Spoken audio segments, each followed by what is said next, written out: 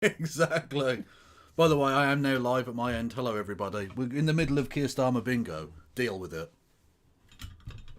People hope, a sense that we have a direction as a country, a sense that we've got a government that wants to bring people together and has got a clear idea of where it's going, a sense that we need economic growth which is living standards raised, a sense that the change we need to make for energy, the transition, is not just an obligation, a millstone around our neck, but a huge opportunity to get ahead for lower bills, for security, for the next generation of jobs. A sense that the health service, which most people are really anxious about, will it last any longer, is in good hands and is going to be there for decades to come. A sense that young people have opportunities. No, what's the NHS going to be though, right? What's it specifically going to be, okay? Yeah, exactly. Please tell me. Well, it's going to be private, isn't it? No, but it Ultimately. needs to be fit for the future. Well, yes, indeed. Under a Labour government that they don't have at the moment. When looking at the statistics to see that most working class children are going to be held back by the salary or income of their parents rather than their own talents is something I will never accept. And people knowing they've got a safe place that they can work and play. These are, every time I test out our missions on anybody, almost everybody says, I want some of that. I want to go in that direction. And that's why we characterised it at our conference as the difference between 13 years of decline and a decade of national renewal. And Peter, I'll say one other thing that I do think is important going forward. The decade of national renewal is important. I accept your challenge. Clearly, we need to add decade of national renewal Yeah. to the bingo card. Also, I think spending taps might be necessary. Beth put it to me at the beginning of the year, I think, when I did my New Year's speech. It's a challenge which always comes, which is, that's all very well, but that's going to take 5 years. What about this Christmas? What about this January? Why can't you do it by then? And we have this with the waiting, with the NHS. Every year we have an NHS winter crisis. It's coming. It comes every year. Every year, the only thing we know is it's going to be worse than the year before. And in about January or February, watch for it this year, there'll be a bit of sticking plaster that's put on. It gets the NHS through to about April, May, June when it gets warmer. And then we go into another winter crisis the next year. We can't go on with that sticking plaster politics. Jesus Christ. Yes, some of these things take time. The home insulation scheme that was running, it started about 15 years ago, which would have massively reduced the energy needed to heat homes. That was cut 10 years ago by David Cameron, said cut the green crap. But we've lost 10 years because of that.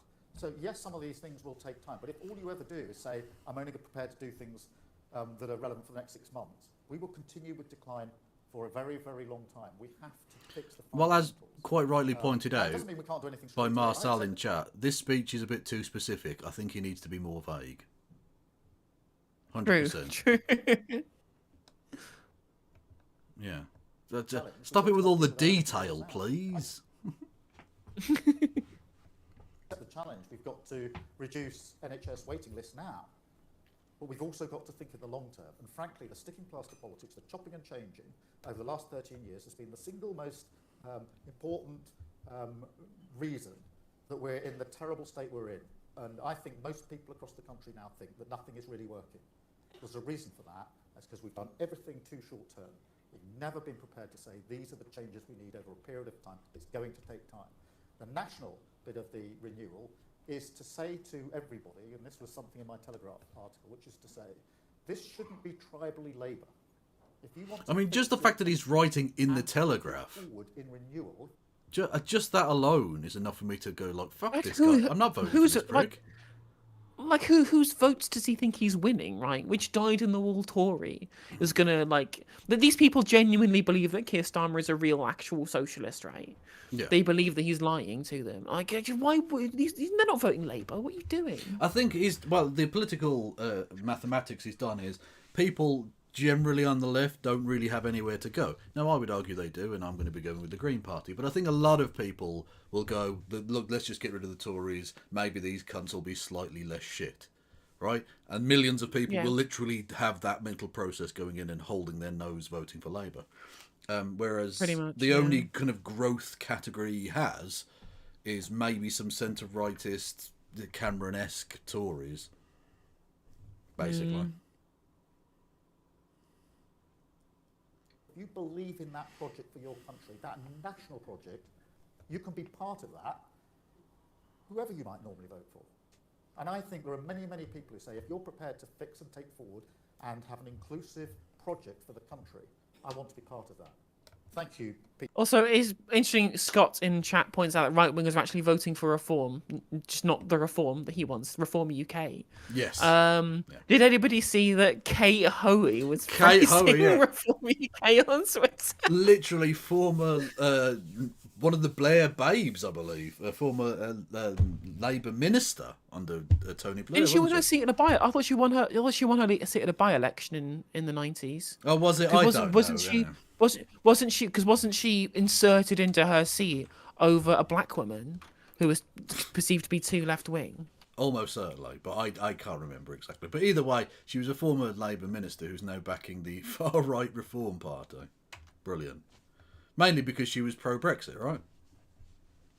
Oh yeah, she was super pro-Brexit. Yeah. Yeah, Martha Osamor was the one who they wanted to put in her seat.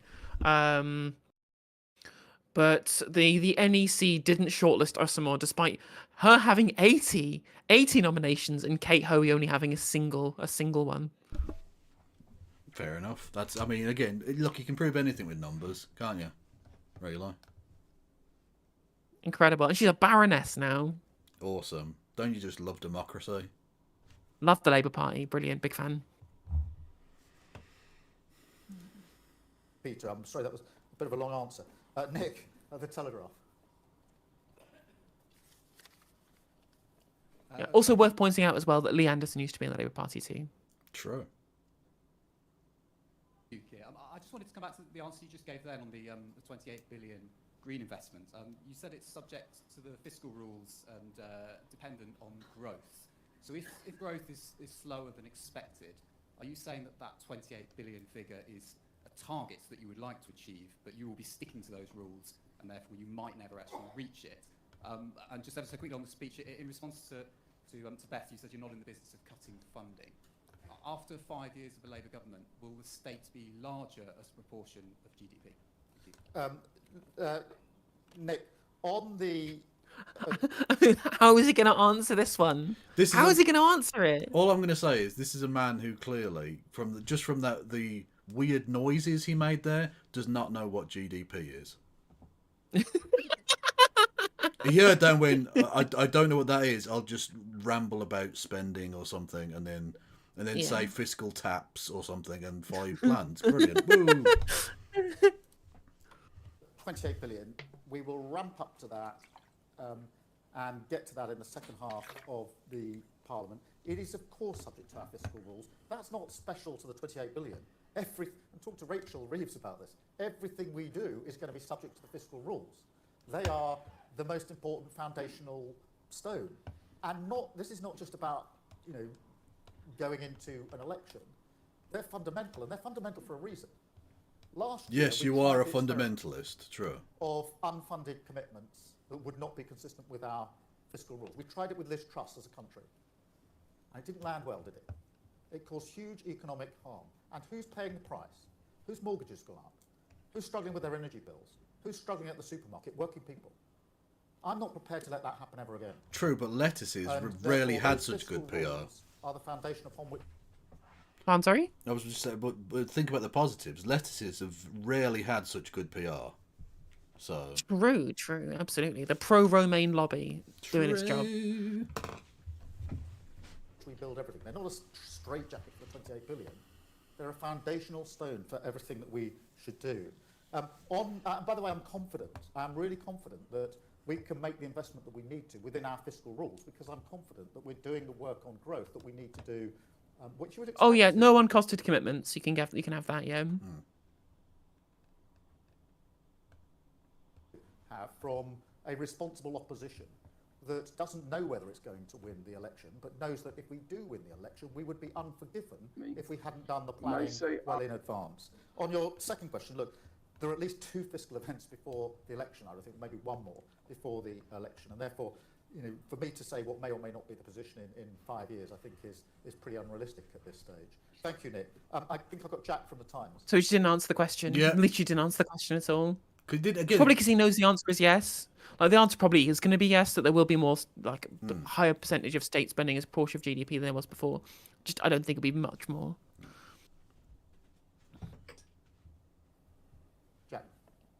Thanks, Keir. Over the weekend, you sung the praises of Margaret Thatcher, and I think some people within the room here would say that the policy remedy put forward here is slightly different to her economic strategy. I'm just wondering what aspect of her economic strategy you aspire to the most.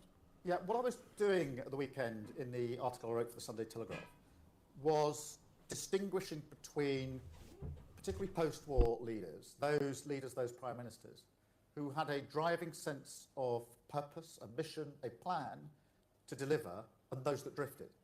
And that's why I picked Right, but Margaret Thatcher... But Margaret Thatcher's drive was to purposefully wring the necks of union leaders in front of their children. Like, yeah, she was driven and transformational, but... She was just getting the UK out of a stupor and enhancing entrepreneurialism. Well, it was right? the defence. That's all she was doing, right? The stupor apparently was caused by Wilson and Callaghan. Wilson, one of his favourite prime ministers, apparently, right? Yeah, being a Labour leader who won, but he won to apparently create a stupor that was then solved by Margaret Thatcher. Those are his actual words. Yeah, that he used. He's an interesting. The line from the Starmeroids on Twitter was he was just talking about them being transformational. But the thing is, like, yeah, Margaret Thatcher was transformational in the same way that the Enola Gay transformed Hiroshima. Yeah, like that. Like, that's not in of itself a good thing. I'd rather she drifted. That would have been perfectly fine by comparison, actually. So, yeah, exactly. Yeah. Jerusalem as his mission, his plan, and put in the foundations for the next 70 years or more. Thatcher, of course, now it doesn't mean I agree with what she did, but you don't have to agree with someone to recognise they had a mission and a plan, in her particular case, about entrepreneurship. Equally with Tony Blair. Okay, the guys who hijacked the guys who hijacked the fucking the planes on 9/11 had a mission.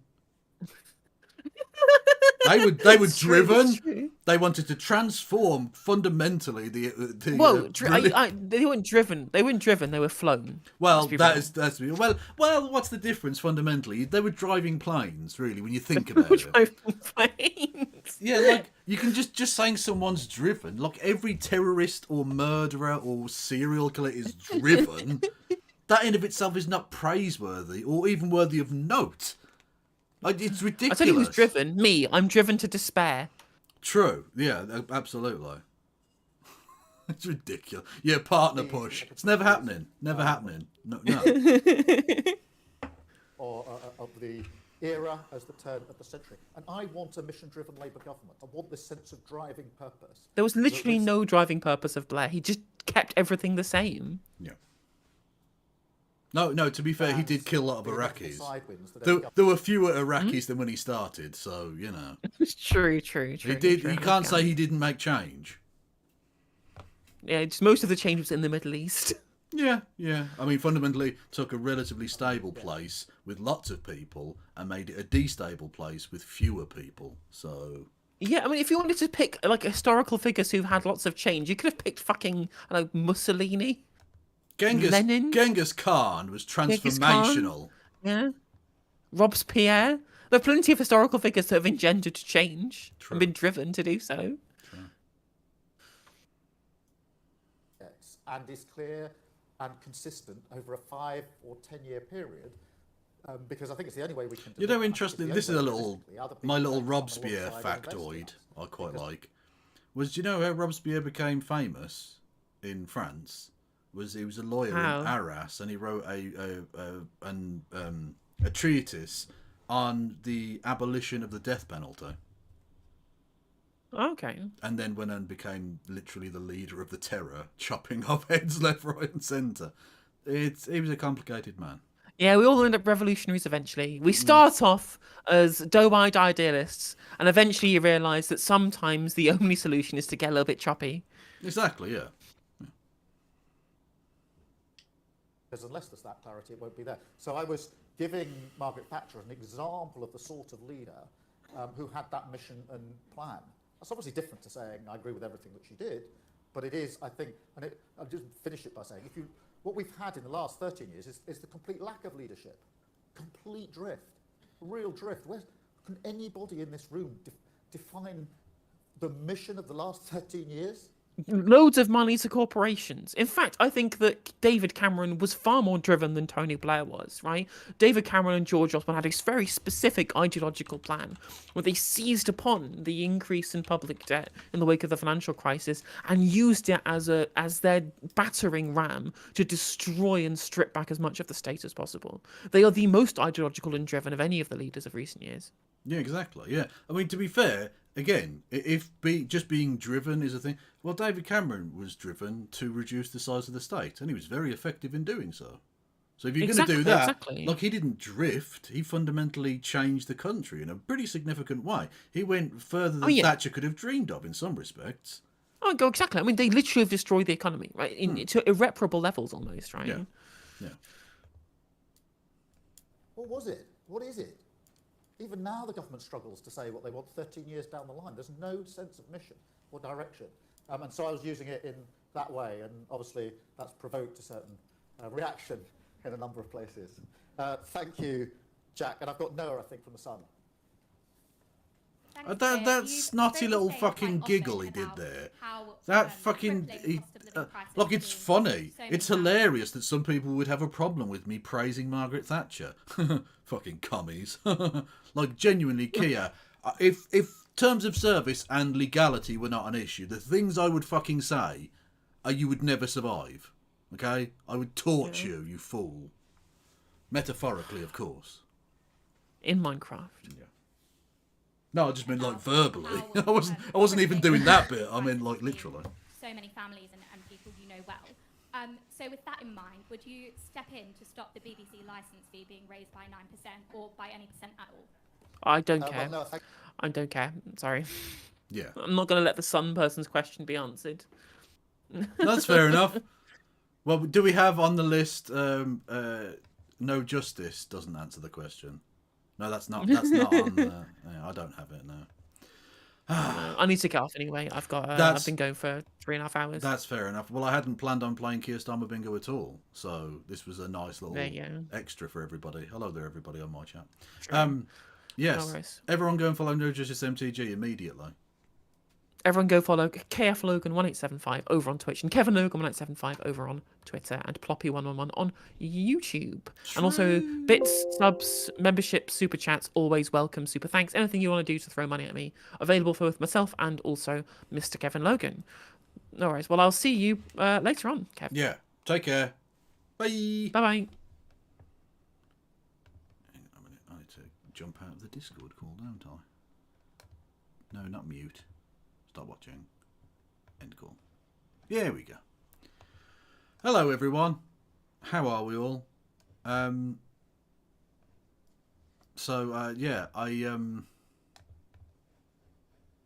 wasn't planned as the start for the show today. Apologies. Well, no, not apologies. It's a bit of extra content for free. What do you fucking want from me? Right. Yes. Hello there. We're going to be looking at the Hbomberguy video in just a second. But I was doing that. Like she said, "Oh, do you want to?" Well, she didn't ring me literally, but she like DM'd me. It's like, "Oh, we're playing Keir Starmer Bingo. Do you want in?" Cool. And then 2 hours later, my show was due to start. So, I did see the excellent refereeing yesterday as Friends Rust. I don't remember refereeing being this bad when they were amateurs, to be honest. I mean, they should get paid for what they do, but they should do it better. Anyway. Thank you, Glenn Perry, for resubscribing 31 months. And thank you, Rubber Clam. Welcome to the Kevolution. Yes. So, how are we all? Apologies I wasn't around yesterday. I was getting very drunk. Saturday was difficult for me. And I'll be honest with you. I'm... Saturday's experience has transformed my thinking on a number of things. And yes, I have seen how long it is. We won't be watching the full thing. We'll probably have to split it into 7 fucking bits, the H-bomb video, but whatever. We'll do it all week. Who fucking cares? Yes, Saturday we did the charity thing, and thank you genuinely to everyone who came on for the guests and stuff. Everyone who watched. To all the new people, to the people who donated and all the rest of it. I genuinely am enormously grateful, and it was a wonderful experience in a number of ways. But there are a few observations that I have around it. And nothing I'm about to say is a criticism of anyone else but me. Okay? Just, I want that to be absolutely fucking nailed on firm right now. No, nothing I'm about to say is in any way a critique of anybody but just me, the Kev, right? I was a little disappointed that we didn't raise the amount we wanted to. We were aiming for $2,000 and we got, was it $1,250 in the end, which is a nice sum, and that'll help a lot of people. That's cool. But I felt like $2,000 was really gettable. And we didn't get particularly close ultimately in the end. And again, that's not a critique of anyone who donated. You were very generous. It's a critique of me. Because for me, the experience of that show, putting it together and the ultimate result and all the rest of it, has shown me the amount of work I've put into it, into this channel, into this community, and the amount of work I haven't put into it as well.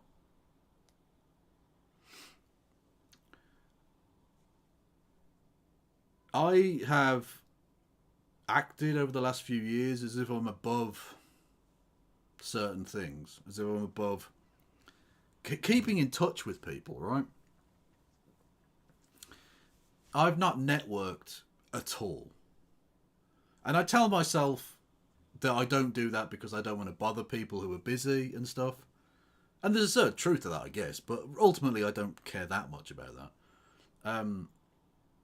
It's because I'm fucking lazy. Because I don't keep in touch with people. People who could help in these situations. People who might have come on the show that otherwise didn't. Or people that might have been able to push people my direction who haven't. And there's no criticism again of them. It's a criticism of me. I don't keep in touch with people. I don't keep those connections very well.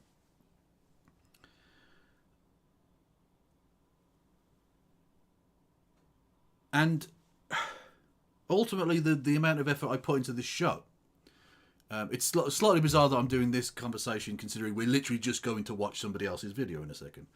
But some days I'm phoning it in. The content isn't actually very good.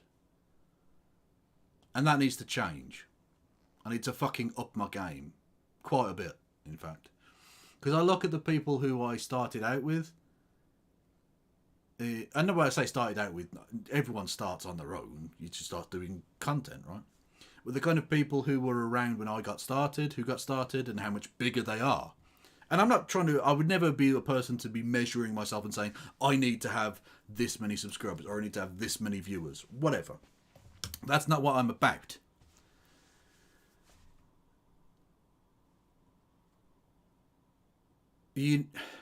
So I'm not going to compare myself to other people in that way. I'm not measuring myself against other people. But I think it's interesting the amount of people who have started after me and have now vastly surpassed me. And what the difference is between the content they produce and the content I produce. And the way it's produced. I really need to up my game. So you're going to start seeing some changes on the channel. I'm going to start putting a bit more work into the actual content. We're going to start doing a lot more news type stuff as well as some of the more React Andy stuff. Starting in the new year especially, we're going to start seeing some visual changes. I'm going to up my game in that respect. I can't wait before Christmas, because you know what, with Christmas you've got to go and visit a million fucking people and do things you don't want to fucking do. It's infuriating. So I'm not going to really be making massive changes until the new year. But what I will be doing is in the new year you'll start seeing some better content from me. Because I don't think I'm that vastly different to a number of other people who've been more successful than I have.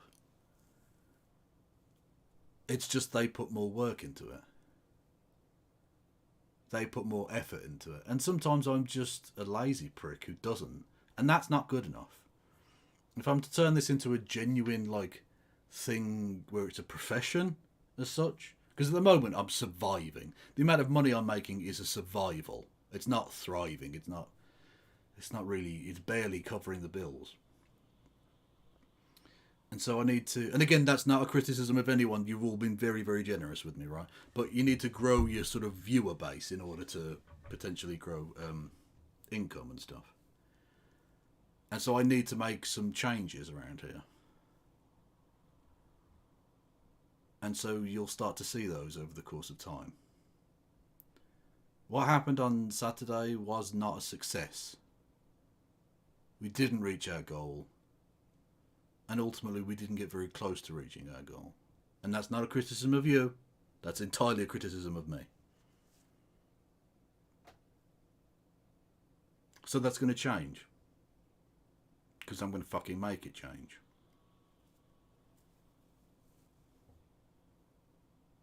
Anyway. Enough of the maudlin nonsense. You don't come here for that, and that's fine. This is supposed to be entertaining. Let's try and entertain. So... Hbomberguy put out his yearly video, and as the rather sarcastic title to my stream would suggest, it is long. It is nearly 4 fucking hours long. So we're going to go at 1.25 from the very beginning to try and get through any amount of this. Let's kick it. $337,000. Tell us the story briefly. In 1970, in Analog magazine, Harlan Ellison and Ben Bova published the short story Brillo. Ellison's one of the most famous writers in history, but Bova's no slouch. He soon became editor of Analog, where he was beloved and won the Hugo Award for Best Professional Editor 6 times. This isn't one of his. He accepted this one on behalf of George R.R. Martin, whose career he started. George couldn't make it. He was running a chess tournament at the time. Writers used to have fun. Now we just complain about Twitter. On Twitter. Brillo was about the world's first robot police officer. His name's Brillo because Brillo pads are metal fuzz. That's pretty good. This is one of the earliest stories in fiction about a robot cop, a commonplace trope today, and soon in real life. It wasn't the first example. The most famous earlier one would be Isaac Asimov's Caves of Steel. Remember this, it will come up later. Ellison and Bova thought the idea had legs and decided to adapt it into a TV show. They pitched the idea to a few companies, including NBC, where an executive named Terry Keegan said no. They later showed Brillo to Paramount, where the head of development, Terry Keegan, he'd recently been hired there, said no. The same man passed on the same pitch twice at 2 companies. Clearly not a fan of the robot cop idea. 6 months later, Terry Keegan sold a show called Future Cop to ABC. It's a show about a robot cop. He's an android, a robot, the perfect cop. Our boys realize they've been ripped off. When I saw it, I wanted to file immediately. My attorney said, forget it, man. He said 90% of all plagiarism suits the plaintiff loses. Besides, these guys will kill you. You'll never work in this town again. They spend years finding a lawyer willing to sue a giant television conglomerate, despite the cost and the possibility of being blacklisted from working in television. In his deposition, Keegan claims he never read Brillo, an obvious lie. It was later discovered the memos proving he deliberately ripped them off had been burned. The jury found in favor of Ellison and Bova and awarded them $337,000 in damages, about $1.2 million today. Ellison used some of the money to put up a bill. Has anyone done the Bova these nuts joke yet? Surely someone has. Board across the street from the studio reading, "Writers, don't let them steal from you. Keep their hands out of your pockets." Or at least he said he was going to in interviews at the time, and later journalism claims it happened, but I can't find any pictures, which is a shame. Either way, they still made off with all that delicious money. Yum yum. I've been waiting 4 years for this moment. 4 years to tell other writers they can fight them and beat them. So, what's all that about? Okay, you know that trick video essayists use where they open on a semi-related example that sets the stage for the wider topic? It's a classic, I do it all the time. I wanted to open on a recent example. You don't do anything all the time. You produce 1 video a year. Of a writer winning a plagiarism lawsuit and getting their day in court. But there isn't one. This ancient case, which took place over a decade before I, and statistically you, were even born, is still the best, most recent, and almost only example. Ellison and Bova are among the few writers to ever see financial compensation for their work being stolen. Oh, this always happens. Testing, 1, 2, 3. For the foreseeable future, if someone else on here steals your work for money, there's not much you can do. It's no green screen because he fucking hacked through it for the Ben Shapiro bit, right? Except talk about it. A few years ago, I made a video with some examples of plagiarism, and even covered a time I felt it happened to me. The guy in question, Lukey Poo, briefly posted a 10-minute response accusing me of overreacting, before appearing to think better of the whole thing and deleting this, along with the video copying me. I watched your video, went through it piece by piece, and copied it, because you're such an incredible YouTuber. Thanks, Luke. Apology accepted. He has since rebranded his channel, recognizing the irony in presenting himself as a literal piece of shit, but his videos are still awash with plagiarism accusations, ripping off other YouTubers for hours at a time now, the only new sections being stuff about how homophobia's fine. Maybe the rebrand was a little too soon. But no authority took Luke's video down. He could have left it up, and people often do. You can spend ages on a unique video with an original idea, and a way more popular guy can rip it off, along with its thumbnail, get a bajillion views, and rake in the cash. On YouTube, if you have an original idea, if it's good, it won't be yours for long. The fact I'm making this... Which just goes to show you, I've never had a good idea, ever.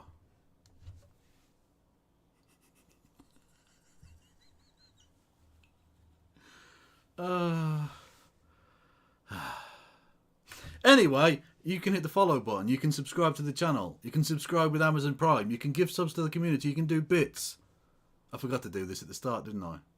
Mainly because I was in the middle of a thing. Anyway, you can help me out on Patreon. You can go over to... you can do super chats for the Streamlabs link thing below.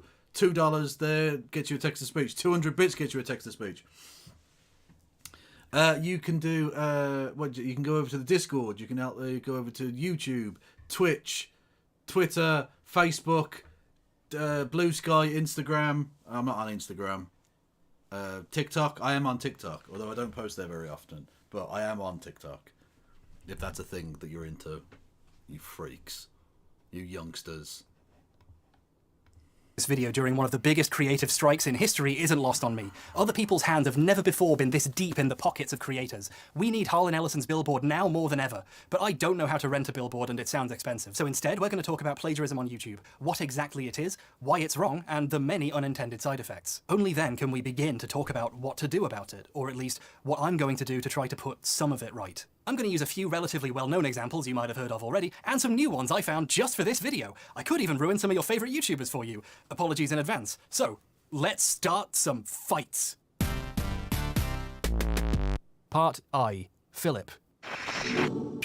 What's going on, everyone? Thanks for clicking on the video. Philip Mewson was a YouTuber who reviewed Nintendo Switch games and accessories and talked about Nintendo-related news. His videos were surprisingly well edited, and by that I mean they used way too many fancy transitions. I mean, they're not even hard to do, you just drag and drop them on your timeline and what? But when he applied for a job at IGN, his obvious mastery of a plugin everyone else also has, and existing channel with a decent size led to him getting picked as their new Nintendo editor. On August 6th, 2018, his review of Dead Cells went up onto the official IGN YouTube channel. But then on August 7th, YouTuber Boomstick Gaming posted a video titled, "IGN copied my Dead Cells review. What do I do?" He had noticed some similarities between Philip's reviews and his own, published in late July. Dead Cells takes the progression of a Metroidvania and integrates it into this procedurally generated action roguelite. It takes the progression system of a Metroidvania and transforms it into a procedurally generated action roguelite. This combat system is fast, fluid, responsive, and one of the most rewarding representations of 2D combat of the entire genre. Fights are fast, fluid, responsive, and hands down one of the most gratifying representations of video game combat I've ever experienced. Dead Cells figures out an intriguing way to have your roguelite and Metroidvania experience all in one by focusing on your failures and urging you to try something new the next time. Dead Cells strikes a perfect and engaging balance between the Metroidvania and roguelite experiences by focusing on your failures and urging you to experiment each time you do fail. Dead Cells only falters slightly with some repetition setting in, especially on the early areas and during longer play sessions. Dead Cells does falter slightly with some repetition, but it's only felt in its earlier areas and during extended play sessions. Speaking of repetition, oh my god, the review was taken down while IGN investigated the issue further, and then later that day confirmed he had been let go from the company. But was this the first time Philip had done this? Catching someone doing plagiarism is difficult. Someone has to notice the theft, which means having also seen the copied work. And if it's anything obscure, that's quite unlikely. If you catch someone plagiarizing once, chances are they rolled those dice a few times before and hadn't been unlucky yet. People started looking through his other reviews in case there was more. Over at Kotaku, Jason Schreier's article on the firing was updated to mention an anonymous tip, pointing out similarities between Philip's review of FIFA 18 on the Switch and the one on Nintendo Life by Chris Scullion. Philip's review was made for his personal channel before he was even hired at IGN, meaning he'd been doing this for a while. Scullion himself would later post a video comparing his review with Philip's, showing off the many similarities, and I'll link that in the description. But I want to zoom in on my favourite example. Philip tries to hide what he's doing by changing words around, and he does it really badly. In his article, Chris says, compared to the non-Switch versions, the graphics are a good deal less detailed. Here's Philip's version. However, when you get up close and get a good look at some of the character models, it's pretty clear that they do have a good amount of less detail than the Xbox One and PS4 versions of the game do.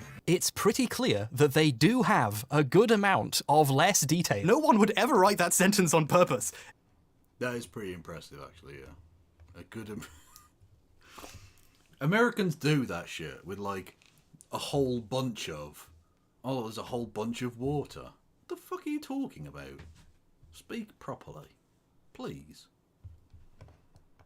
You only create that by trying to change something you stole. There's a great example here of the deeper problems that plagiarism can cause. Philip's review contains false information. For example, here when he talked about the game's Women's League feature. FIFA 18 comes with the standard tournament and kickoff modes, as well as the Women's League, which was officially introduced in FIFA 16. There are no women's leagues in FIFA 18. There's women's football, but leagues are specific real-life organizations that do not exist in the game. Philip's plagiarism avoidance techniques caused him to reword a sentence so badly that he invented a feature that doesn't exist. While these discoveries were being made, Philip made the decision to record and post an infamous, quickly deleted video onto his channel entitled My Response. Not an apology, a response.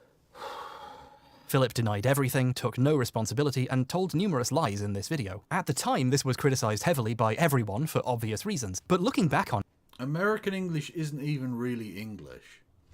American English is like... I'll tell you what it's like.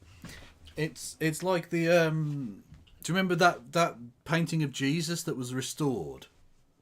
Restored, and it's like a silly face. It's English is the proper one, and then it got restored to American. Just saying.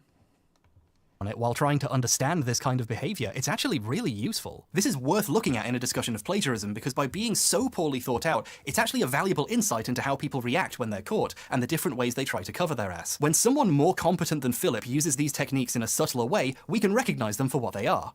Thanks. Actually, I'm not at 1.25 is slightly annoying, so I'm just going to go back to normal. And if it takes all night, it takes all night. Philip? There were a lot of circumstances surrounding it, but at the end of the day, I was the editorial lead on it, so if anything, that makes it my responsibility. He claims there was a complicated process to making the review, with lots of circumstances. The point is to make you wonder what really happened, so you forget what happened. Another way of doing this is to be passive about the events, so it's almost like they happened to him instead of being something he did. Like I said, I take full responsibility for what happened with the Dead Cells review. Philip doesn't say, I take responsibility for what I did with my review. He passively takes responsibility for what happened with the review. When someone... talk about passive voice, oh my god. If there's anything... if there's one thing that the current Israel-Palestine schmozzle has proven, it's that the press are fucking gobshites. In the most disgusting way possible, right?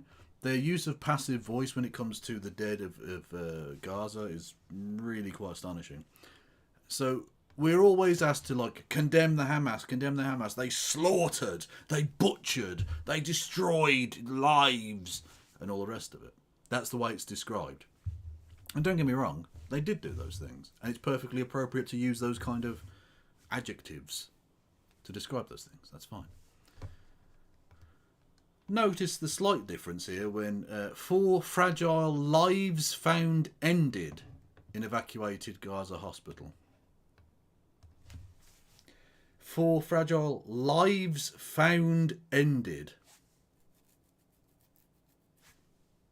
What happened to them? Their lives just ended. Who knows what happened? Maybe they just spontaneously combusted. They were just found to have ended. Huh. No need to look any further into that though, because they were just found ended. The press are such scum. They really are. Tries to use language to imply what they did happened by magic, they make it pretty clear they're trying to deceive you. I try to look at all resources that I have available to me before I start formulating my own critical opinions so that I can offer the most cohesive possible review.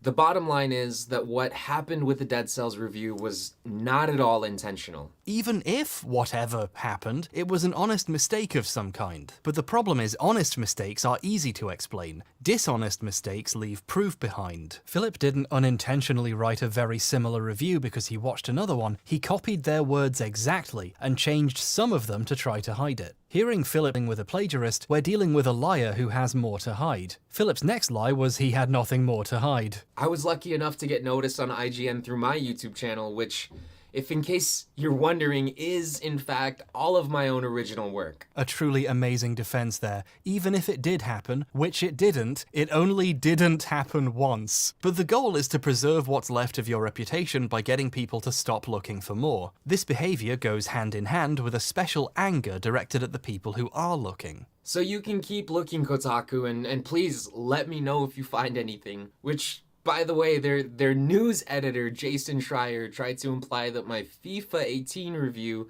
was also inauthentic by claiming that I copied it from Nintendo Life, and that's just so not the case. I mean, maybe he was implying that if you have similarly opinionated reviews, then you're just plagiarizing, or maybe he's just trying to get as many clicks off of my name right now as... Oh, no way.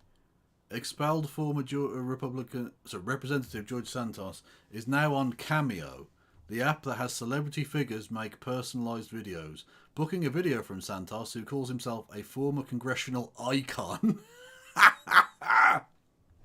will set you back $150. Jesus.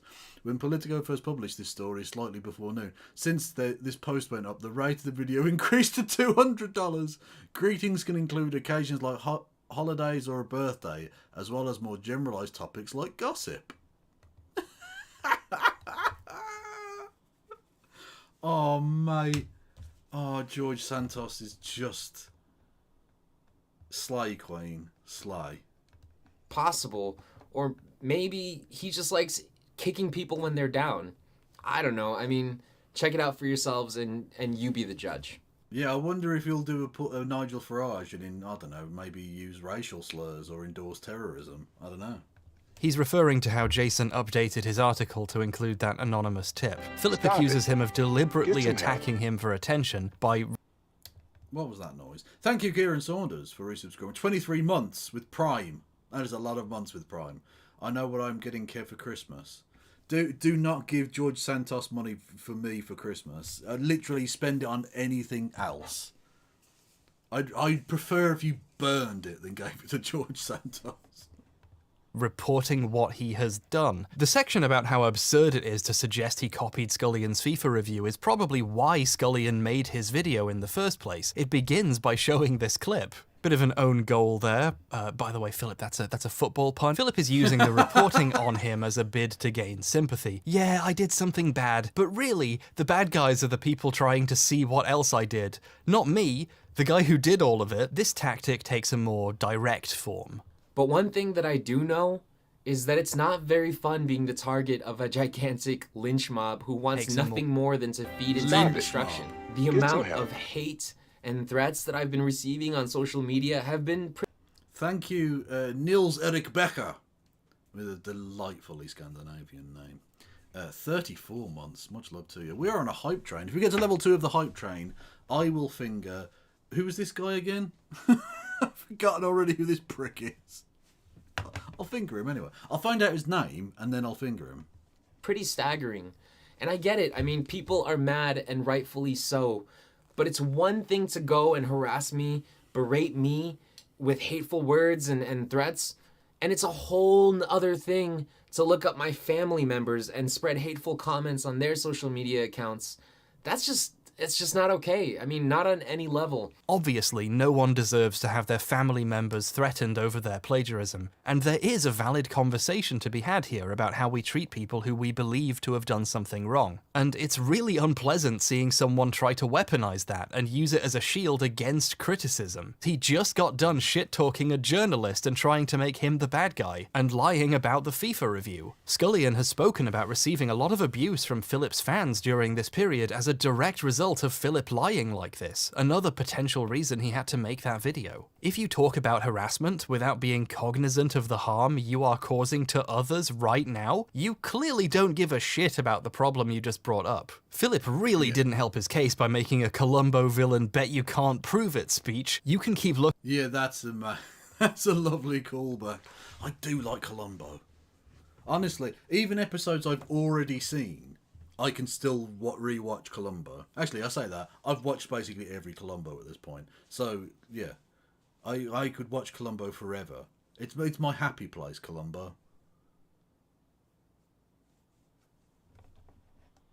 Looking Kotaku was an especially silly thing to say, since obviously people did keep looking. Many more examples came to light. His Fire Emblem Warriors video was mostly reworded from one on Nintendo Wire. Decimating mobs upon mobs of enemies with the simplest of combos, and tearing through forts and mini-bosses with some of the most flashiest and stylistic special attacks. Most flashiest? His Samus Returns review was stolen from Engadget, and his Bayonetta Again, 2 review from... I think most flashiest is like peak American, isn't it?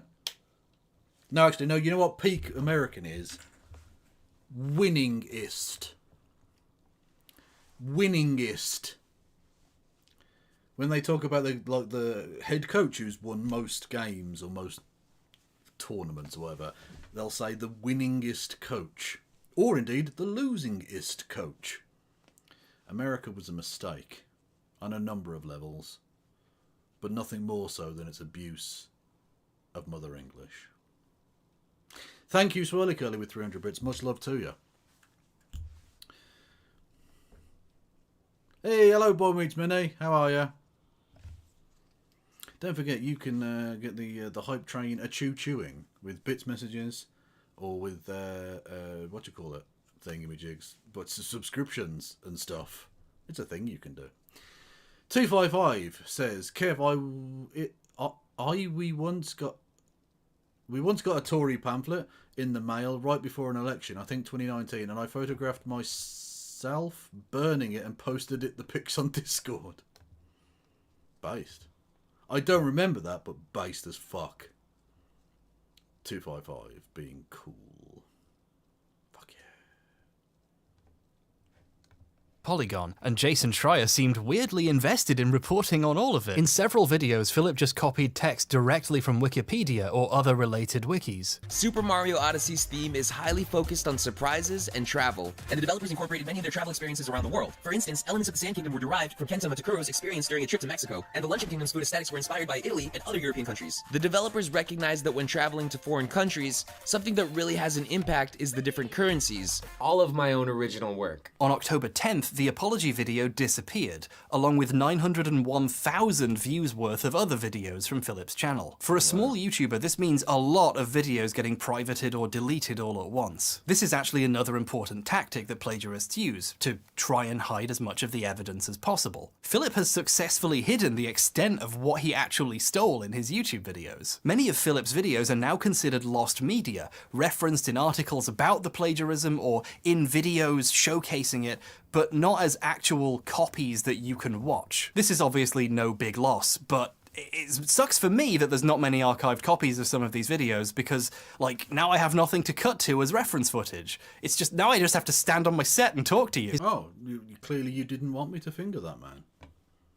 It's a big statement from chat.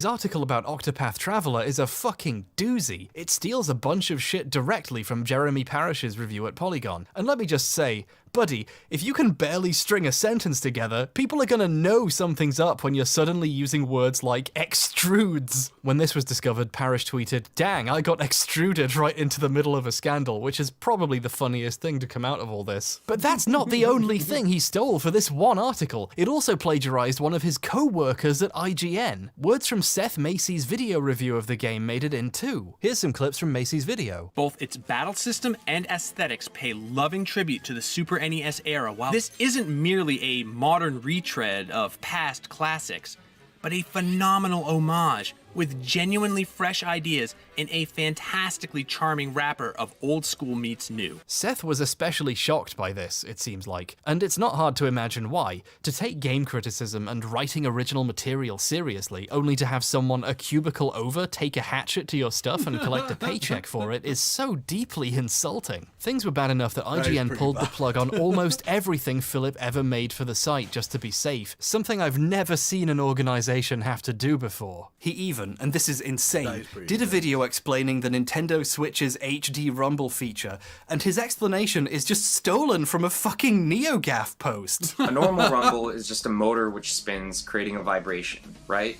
Well, HD Rumble uses linear actuators.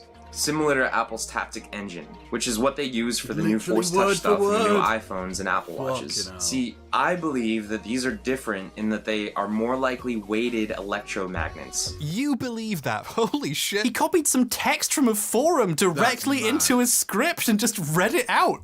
Why would you even do that? No, seriously, that's the question we're trying to explore here. Why do people plagiarize? Philip is a great help in finding answers. Well, partly laziness, I think, and partly if they do it once or twice and get away with it, they think like, oh, no one's going to cotton on to me. This won't ever blow up in my face again. To these questions, because 8 months after all of this died down, he released a second apology. Well, arguably his first, since he didn't really apologize in the first one, but still. Hey everyone, I'm not here to make any excuses or to try and justify my actions.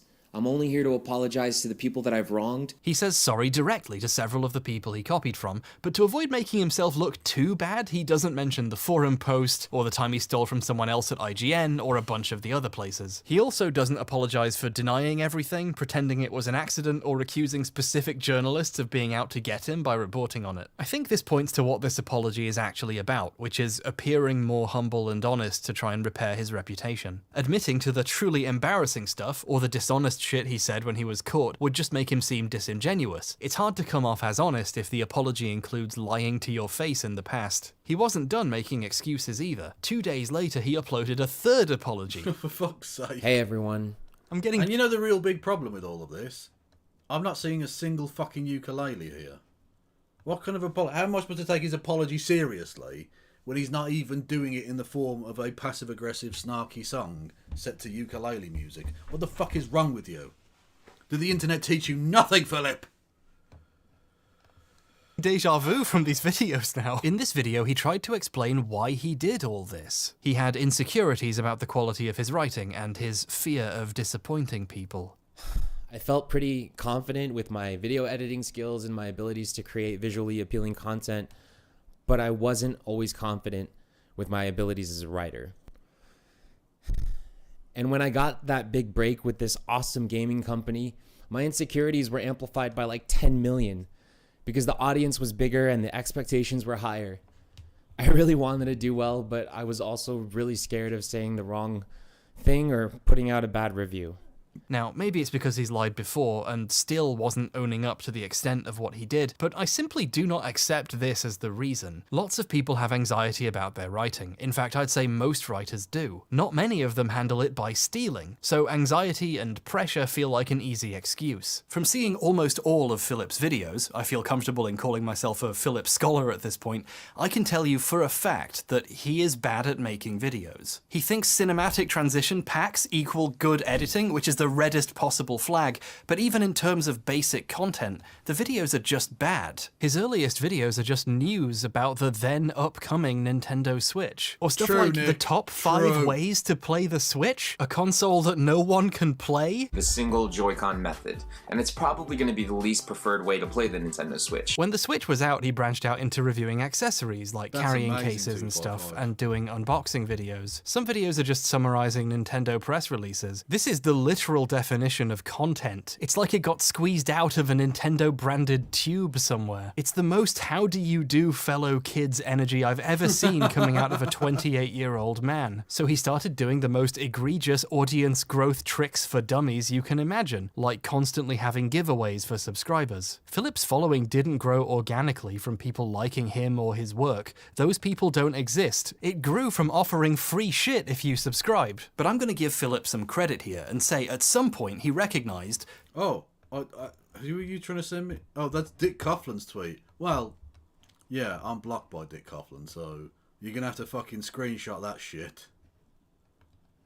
Correctly, that he didn't know what he was doing. I mean, if it's obvious to me watching them, it must have been obvious to him making them, right? So, what do you do if you know you won't get ahead without copying someone better?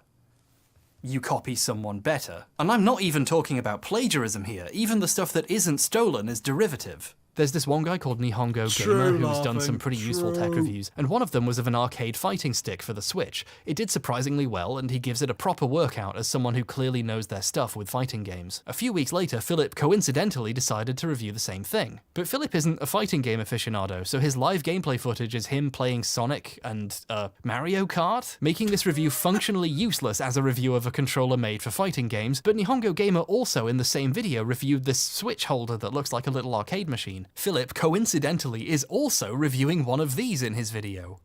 This game is so much better now. This makes this game so much better. This isn't even plagiarism, it's just strange. Philip didn't know how to build an identity of his own, so he just borrowed the style and content of successful videos in an extremely cynical way. He didn't make these videos for the fun of it, or because he cared about making them. It was always just about chasing success by any means necessary, and when that didn't work out, he just borrowed even more directly and got into this mess. In a fairly recent interview, he's described himself during this period as having imposter.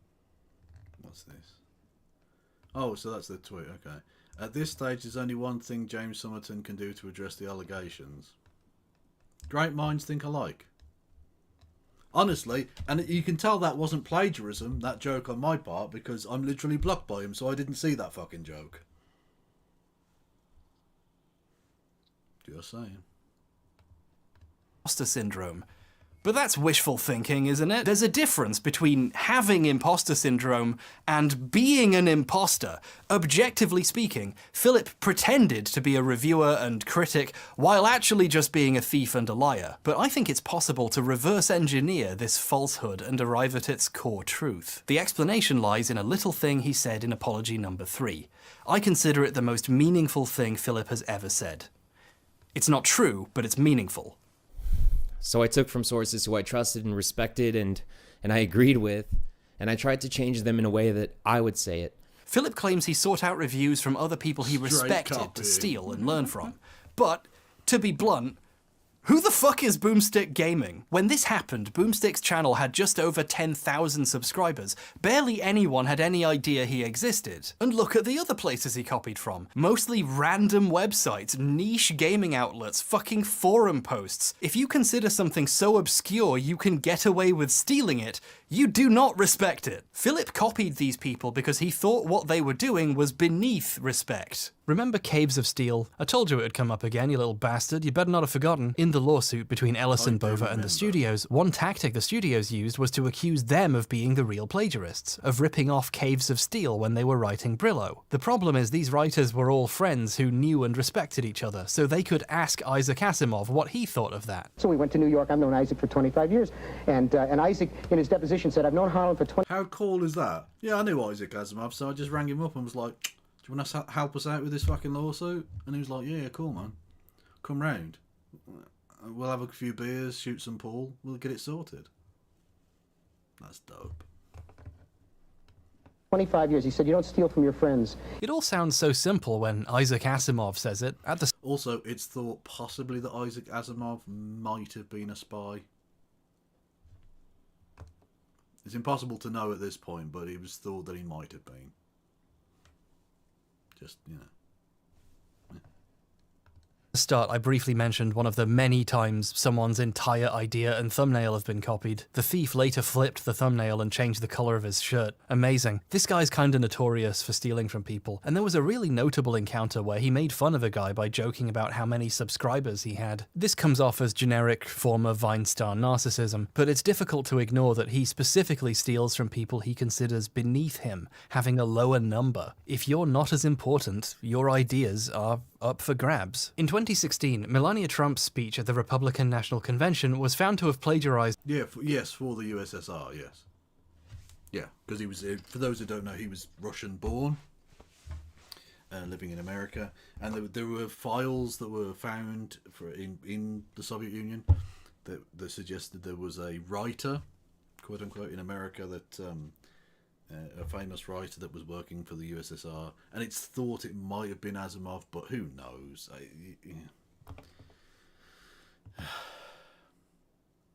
Anyway, another YouTuber with Hbomb's permission made a video fact-checking one of the people that get called out in the video. What the fuck? Pictures of them Time in the chat. I fact checked the worst video essayist of all time.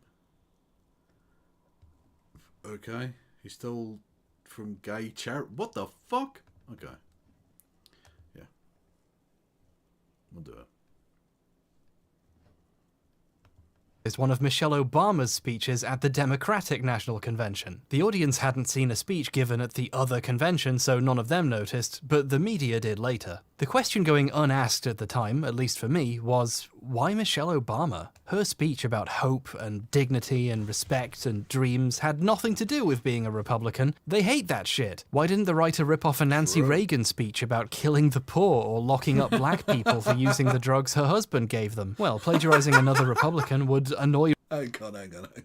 That is a delightful summation of her entire existence. Oh, and the throat goat thing.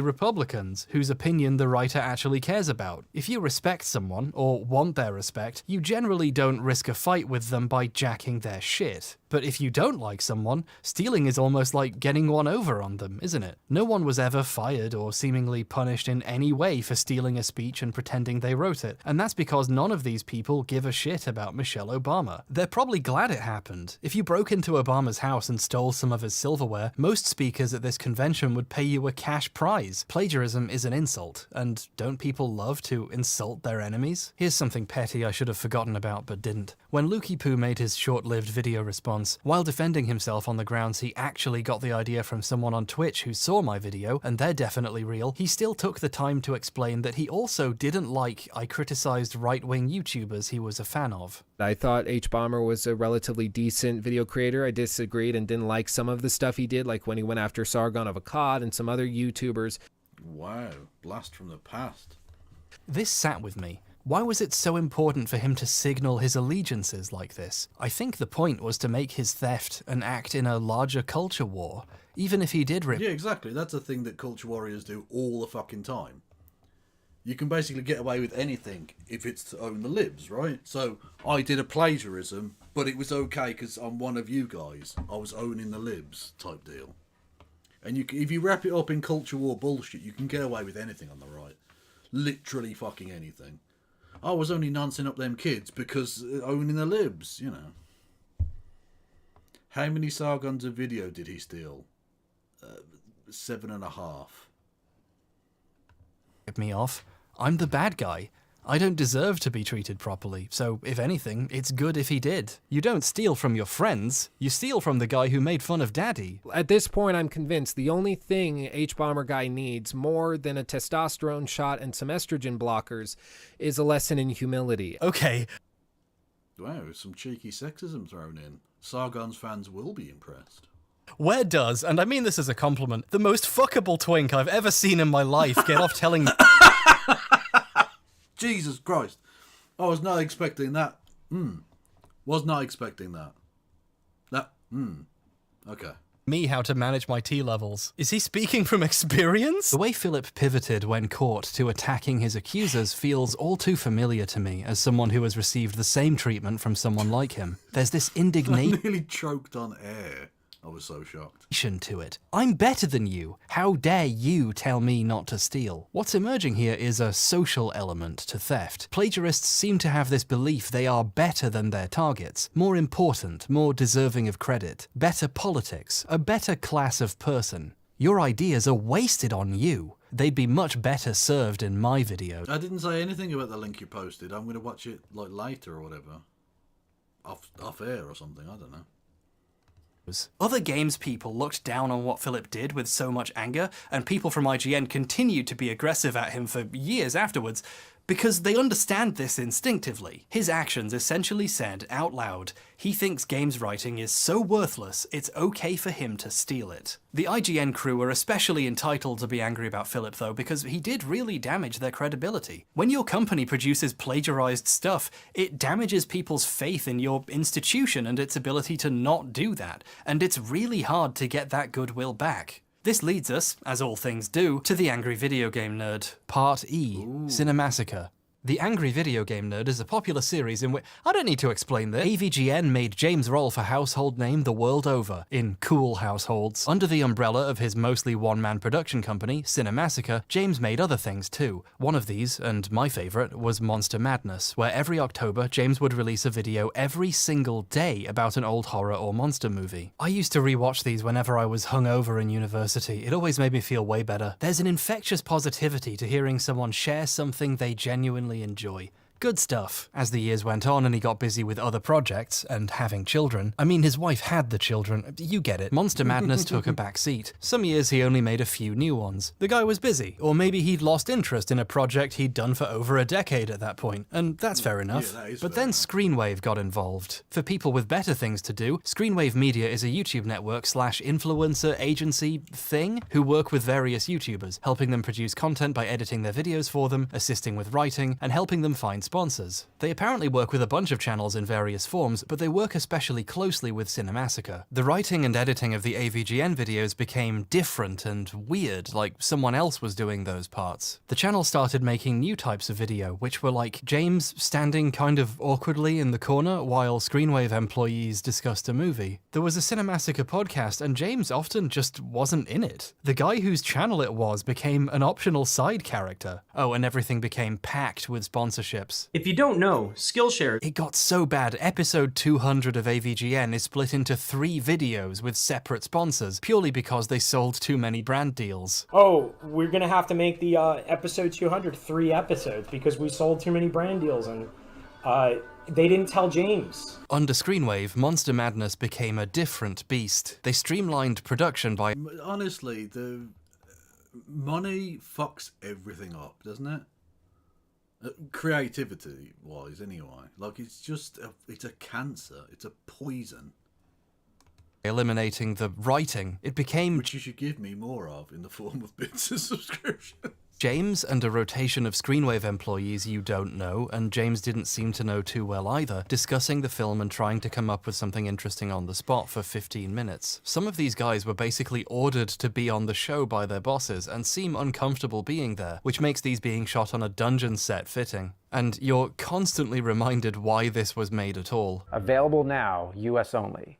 Release the Kraken! The show certainly wasn't what anyone had been watching it for, and the creators appeared to notice, because in April 2021, it was announced Monster Madness was coming back, for real, with the old style of scripted videos featuring just James and his short and simple voiceover. Like the old days, but, you know, with Screenwave's help, so not really. Newt Wallen, a Screenwave employee, was enthusiastically tweeting about how he had written 20 of the 31 videos himself, with others writing the rest. The whole point was it was a guy passionately sharing his actual opinions, but that guy wasn't writing them. But some people were still excited. It was a pandemic year, we were all indoors, not much else was going on. Be sure to check out Cinemassacre's Monster Madness around the world, 31 days, 31 countries. October rolled around, and so did the first new video, for the film 28 days later. It was weird. Like James was reading something written for him, which he was. But what really stood out was what he was saying. A guy who famously avoids politics and serious real-world events in his videos suddenly started talking about how the film reminded him of the horror of 9/11? And when seeing the film today and being put into that time period, you can't help but think of 9/11 and all those TV images of Ground Zero and Baghdad being devastated by war.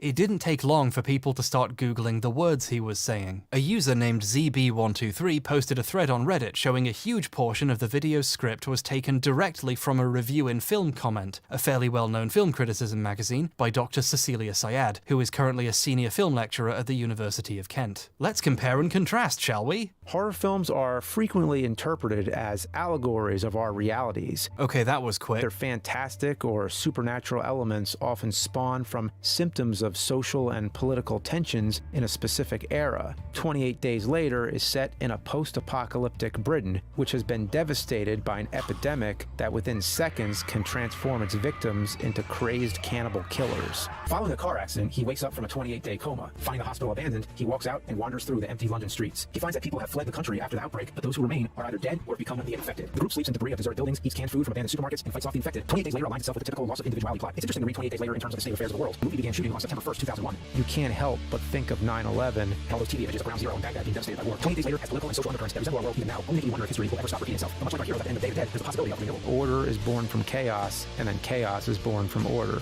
It was as if Professor Syad's review had been killed and brought back from the dead in a new, tainted form. That's not how the zombies in 28 Days Later work. Okay, it was like her review was the patient zero of 28 Days Later reviews, and it infected the... This is pretty straightforwardly plagiarism. The angry video game nerd had just stolen a film professor's review of a movie. In true AVGN fashion, shit hit the fucking ceiling. What was going on? Initially, Justin Silverman, the lead Screenwave guy, claimed this was a result of a new person who was helping, accidentally mixing some notes into a script, and this would be fixed soon and all the other episodes were fine. The new person thing isn't true. The guy who did it had worked with Justin for like a decade, but I can understand trying to protect someone's identity if you believed they had just made a small mistake. Justin updated the page the video was posted on to say it was being corrected. Was 28 Days a big deal in Britain? It was a big film. Yeah, it was a big film, I suppose. Cillian Murphy's well known. Actually, was he that well known then? He probably wasn't. Was I? One of his first big roles. Anyway, yeah, it was. Yeah, it was a big film. To remove some accidental plagiarism, whatever that means. So whoever did it, they successfully convinced Justin this was an accident. But it wasn't. There's the telltale red flag of the awful writing you get when someone who can't write tries to rewrite something they copied. The movie starts with the usual tropes. Mankind's experiments go haywire, resulting in destructive results. There's another way you... Resulting in destructive results. Good sentence. Me speak well, good sentence.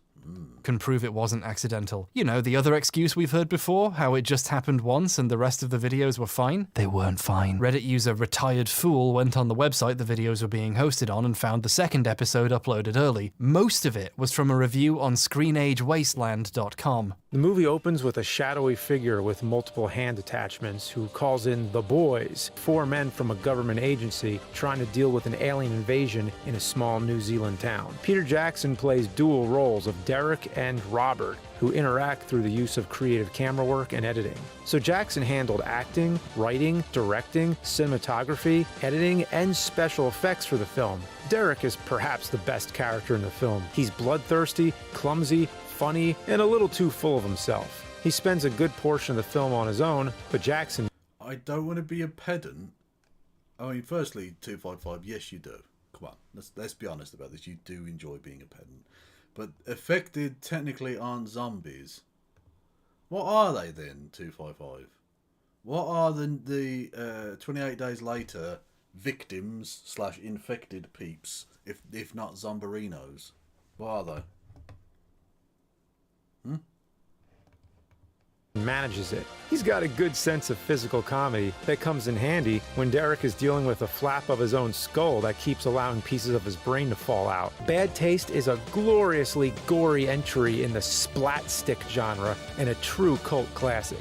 Watching it today, you can kind of see inklings of the kind of films Peter Jackson would prove capable of later on through the pacing, camera work, and sheer inventive energy. That's so fucking blatant. They're not even changing words now. It's just the same fucking sentences.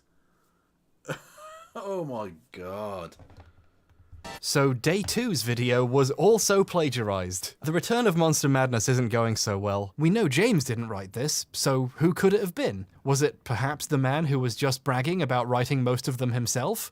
Yes, it was. The rest of the Screenwave guys looked at the scripts, and many more examples were discovered. Justin confirmed several more were plagiarized, and Kieran, a video editor who later quit, claimed in a live stream that all of them were. We went through all the scripts, plagiarized them all. They had multiple, like every single thing was plagiarized. They fucking plagiarized every single thing. This is a tremendous amount of blatant theft, if true, but soon it became clear almost everything Newt did and said was copied. While I was looking for other stuff Newt made, I saw he was one of the speakers at the Roast of the Angry Video Game Nerd in 2013, and he was proud enough of this he uploaded his bits separately to a channel he was involved with. And just watching it without doing any serious checking, several of the jokes from... I mean, don't get me wrong, he's a bastard, but epic mutton chop work there. Absolutely fucking delicious sideburnage. No amount of creative theft gets away from that. This jumped out at me immediately. Justin, I heard Justin was nervous before the show. He couldn't figure out what he was going to wear, either honey glazed or pineapple slices. This joke is taken from a Gilbert Gottfried roast. She couldn't decide between the honey glaze or pineapple slices. Brent Vanderbrook is so deep in the closet, he's having adventures in Narnia. This is a well-known joke from a 2007 Jimmy Carr stand-up special. Come on, you're so far in the closet, you're having adventures in Narnia. People have been ripping this off for years. Here it is posted in 2009, with many of the comments remarking that it's old and stolen even then, and this was almost half a decade before Newt stole it. Here's an in-character Tyrion Lannister Twitter account reusing it a few months before the roast in 2013. I haven't seen the show or read the books, so I'm just going to assume they read Narnia there too. Don't correct me. While I was researching this topic, I found a Reddit post collecting all the places he stole from for this roast. No way. Jesus Christ. Obviously, there were a bunch. When I found this, I was worried people would think I'd just got this from here. I assure you I do my own research and don't just read Reddit posts. As proof, they haven't found the source for the Narnia one, so don't I feel special? Unless Jimmy Carr got it from somewhere else too. He's already stealing from the British taxpayer, so I wouldn't be surprised. Newt had I think for legal reasons, Jimmy Carr is not currently stealing from the British taxpayer. I don't know if Hbomberguy's got a lawyer, but that seems like a pretty actionable statement. I don't know, man. Just been very sloppily taking shit for over a decade. The guy was fired, and from the sounds of things, everyone's bitter about it, especially the guys who had to make new Monster Madness videos to an insanely short deadline. And then we have to rewrite 20-something scripts and re-edit them in a week. Even James Rolfe himself got involved. He quite famously avoids talking about controversial stuff, like 9/11, but there was enough confusion he saw fit to descend from his throne of gold and put up an unlisted video explaining what happened. One of our writers had somehow added a portion He does need that to was again taken call from legal, a pre-existing article. That's unacceptable, and all of us here apologize for letting that sneak in. He went with the story Justin did. Some new guy pasted something wrong and confused his notes into the script. The short story is somebody fucked up. Somebody knew. I'm not sure if this was recorded before this turned out to be a lie, or if they just decided they didn't need to explain it to the public in detail, and that's understandable. But either way, it wasn't somebody new. It was somebody Newt. That's your joke for this video. Doing research, I found an interview with Newt about a low-budget... I do love his jokes that aren't jokes but are jokes. I like that dry sarcasm. That's nice. I mean, in many ways, he stole that from me, but I won't go into it. Horror film he wrote. However, the picture they used was Philip Mewson. I have no idea how this happened, but it's very funny. For the creative people watching, there's a kind of positive lesson here. You might be mystified why someone would copy stuff for a review. Why is it so hard to just write your opinions on something?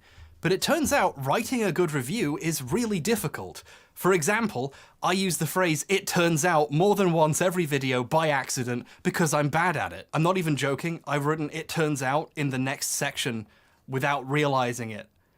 That's how fucking bad I am. Being able to write a good... And you just used it 4 times. In a different context, to be fair, but you know.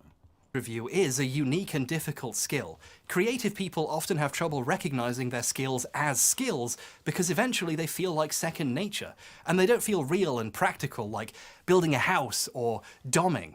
But it turns in that this stuff actually is valuable. If it wasn't, people wouldn't be stealing it. Creativity doesn't feel super special or unique until you realize people have to plagiarize it. Ugh, I accidentally bought this in size twink instead of bear. Oh, would you like some talcum powder with that, sir? No, it's fine. Oh.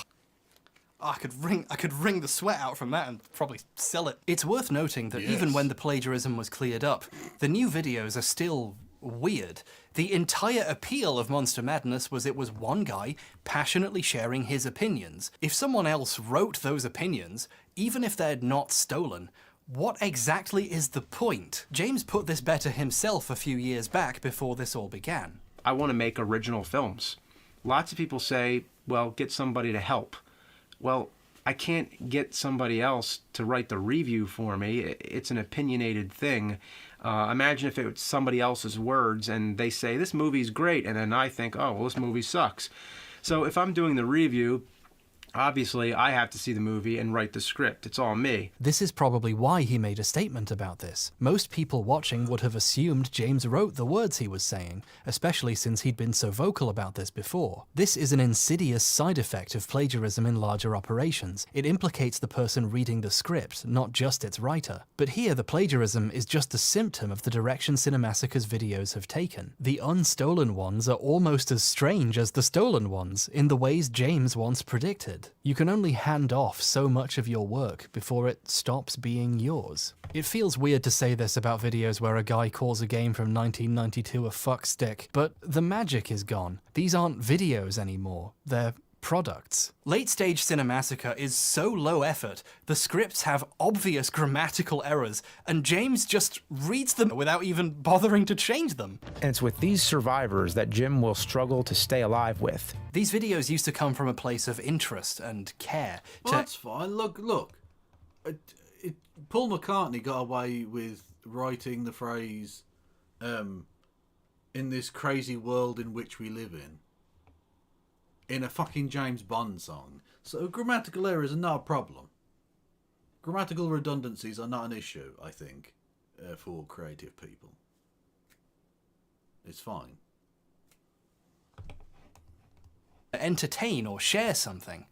Now they're made by a production line for only one reason. ExpressVPN.com/Cinemassacre. Internet video as a business is at odds with internet video as a medium, dare I say, an art form. Put the gun down. The increased industrialization of videos doesn't necessarily make the videos better, just easier to make. But if you want to make as much money as possible in the short term, you cut those corners and you make as much product as possible. This gives me a chance to respond to the most common question about plagiarism on the internet, which is, why should we care? Does it really matter in the grand scheme if a review of Octopath Traveler or 28 Days Later is stolen? If you think that, you should try extruding that logic a bit further until it reaches the pain receptors of your brain. Internet video isn't a silly playground where teens pretend to be scared of horror games anymore.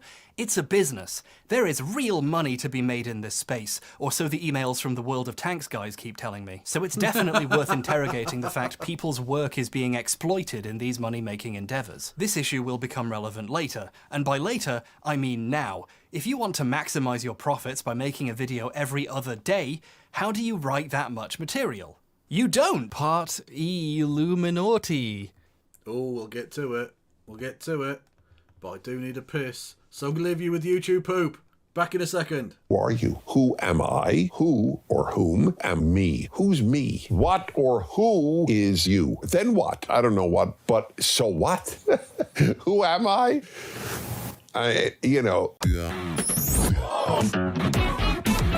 I'm back. I'm Peter Springer, and this is the Far Side Chat. I just did myself, what is the point of life? Tobacco is yummy. Peter Prager here. This is my home. Did I say who I was? I'm Peter Prager. People know. I'm Peter Prager. This is my home. This is my place. Anyway, you know if you're happy and you know what, clap your hands. Well, what about if you're gay and you know what's up my kick? It's really funny. Oh, I'm dead. I'm dead. Oh my God, I'm dead. I am somewhat schizophrenic. A few weeks ago, my brother was murdered by me, to be perfectly honest. Putting that aside, they really didn't know who did it. It pains me that he was murdered. Anyway, I have not been doing anything to my dogs. I did not have sex with my dogs or kids, but can you imagine if I killed a hitchhiker? Oh, I'm 4. I speak well. That's true. So it's very, et cetera, et cetera. Anyway, I just wanted to say hello. Just want you to know I love you. We're having a kid soon. You're going to be a father. A-hole. I can't believe it. Now, you might say, well, and usually the answer is yes. On the other hand, among us, in a nutshell, things aren't great. I want to break up. I'm sorry to say. We're done. Anyway, Peter Prager here, Far Side Chat. I've been blessed with obesity all of my life. Want to smoke? I don't love you. I mean, give me a break. Anyway, welcome to the Far Side Chat. I don't like slavery, for example. Slavery is bad. I actually liberated 3 of my slaves. Well, not all 3. One died. So anyway, I want you to pet me because I am a puppy. Putting that aside, I will die one day. I can't deny that. Probably by overdosing on fentanyl. Well, here's hoping. The way, we'll all die. It's not just slaves. Ergo, how do I phrase it? Want to have sex? I'm Penis Prager. This is a Far Side Chat. By the way, I'm not happy. Neither am I, Dennis. Neither am I. It's a pun. I don't need to impress you. In 2021, when I was working on the vaccines and autism video, I needed something to listen to in the background while I built an Argos bookshelf, so out of curiosity, I put on other videos on the topic. One of them was by a channel called Illuminaughty, whose real name is Blair Zon. I hadn't heard of her before. She seems to do videos covering multi-level marketing schemes, pyramid schemes, and failed businesses, stuff like that. And she seems to make a lot of them really quickly. I wonder how. The video was fine. My phone was several meters away and I couldn't be bothered to reach out and get it and change the playlist, so it just kept going through her anti-vax videos. And at one point, I did a double take. There was a joint inventor on these products, a man named Hbomberguy, a former immunologist who has been long controversial. In 1989, he was caught up in a bizarre lawsuit with the Food and Drug Administration, which told him he had to stop injecting his autistic patients with blood products. I remember pausing, budget B&Q hammer in hand, and thinking, haven't I heard this exact sentence before? In 1989, he was caught up in a bizarre lawsuit involving the Food and Drug Administration, which told him he had to stop injecting his autistic child patients with blood products. An interesting thing about the MMR scandal is literally all of its big discoveries can be attributed to the work of one man, Brian Deere, whose years of diligent journalism are basically why we know what we do about Andrew Wakefield. His 2004 documentary, MMR, What They Didn't Tell You, effectively berserk eclipsed Wakefield's career as a legitimate doctor. It really, yeah, massively important. That's proper journalism. Proper fucking journalism. Not the kind of dumb shit that, I have to cover. I say I have to cover, it's a choice. But, the kind of shittery we get, every fucking day. It's great, and Brian uploaded it to his own YouTube channel for free in 2014, so anyone can go watch it. This version has the timecode burned in at the bottom, which is kind of cute, but if you wanted to make your own video about the subject and use that as source footage, that's kind of annoying to look at. So I spent like 2 full days of my life trying to find a version without the timecode, and I finally found what I think is a copy of the original broadcast from 2004. Harrowing stories of child abuse do not pair well with teasers for the TV premiere of Moulin Rouge.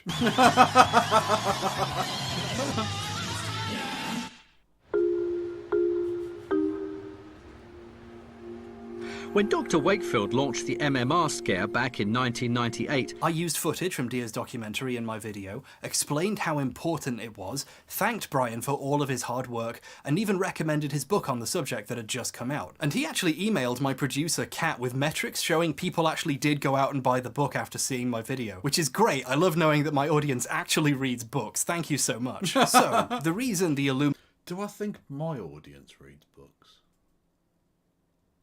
I hope so. I hope so. Illuminaughty video sounded so familiar was because I had just rewatched that documentary. Then in 1995, he was suspended from practicing medicine. Then in 1995, he was suspended from practicing medicine and made to pay a $10,000 fine for his misuse and misprescribing of controlled drugs. And made to pay a $10,000 fine for his misuse of prescribing controlled drugs. Professor Hbomberguy has long been controversial. Hbomberguy, a former immunologist who has been long controversial. Been long controversial? So, this is weird. She wasn't quoting Deere, she was saying his words out loud as if she wrote them. So, what's happening here? Well, after the bookcase seemed to stand up on its own, despite all the pieces mysteriously left over, I watched the video properly and noticed she does acknowledge Brian Deere and the documentary pretty openly. In 2004, Brian Deere came out with a documentary entitled MMR, What They Didn't Tell You. Blair watched a documentary and then downloaded it and used it to make her own. In the first 20 minutes, she plays a chunk of the documentary, or just quotes it, 25 times. More than once a minute, you're hearing something Brian Deere said from his mouth or hers. So this video is lazy? I'm personally insulted that she just used the version of the documentary from Deere's YouTube channel with the timecode burned in. That gets to me a little bit after the effort I put in, but that doesn't make it plagiarism. It's just not very good. And hey, it's not like this is her one source. She quotes a lot of other places too. Or does? Here's some of the times she quotes someone else in the video. Wow, look at all this research she must have done. One thing though, what's the source for these quotes? Okay, we need to talk about how to cite a source for a second. If you watch any non-Illuminati video essay, you'll see these pretentious little commies put some text in the corner telling you where their quote comes from. This is so you know what the pretentious little commies they're quoting, so you can check it or go find it and learn more if you want, and to give proper credit to the people whose ideas or knowledge they're borrowing. If you're using someone else's words in a video you intend to make money off, it's very important to give proper credit and attribution. Listing where the quote is from is important, not just so it's easy for people to find and verify it, but it's useful context which helps people interpret what they're seeing. If someone showed you a quote that made a person look bad, you might feel a bit cheated if they didn't mention its source is a blog by someone you've never heard of that doesn't exist anymore. I have a little rule for quoting that other creators seem to use as well. If someone saw a clip of your video out of context, would it be possible for them to tell you're quoting someone and where it's from? Blair, for some reason, doesn't cite her sources. Here's a part where she quotes Andrew Wakefield. Wakefield also stated mumps, measles, and rubella together might be too much for the immune system of some children to handle. I love there's a tiny Andy there for some reason, but not saying where he said this is pretty bad citation. But this isn't a mistake. Blair is hiding the source on purpose for a reason. You see, this quote is from the same documentary again. Brian Deere plays a clip of Wakefield saying it at a conference. Measles, mumps and rubella given together may be too much for the immune system of some children to handle. Why didn't she just play the clip? She had it downloaded. Well, because she's already played so many clips from this documentary, it looks ridiculous. So she started quoting it, and just not telling you she's quoting the one thing she watched. I wonder where all the other quotes come from. And more still, nurses were leaving, saying they don't like what's being done. Nurses were leaving and saying they didn't like what was being done to these children. It needed 3 people to hold these kids down in some cases, just to have blood taken. I feel very sorry for the children who I feel were being abused.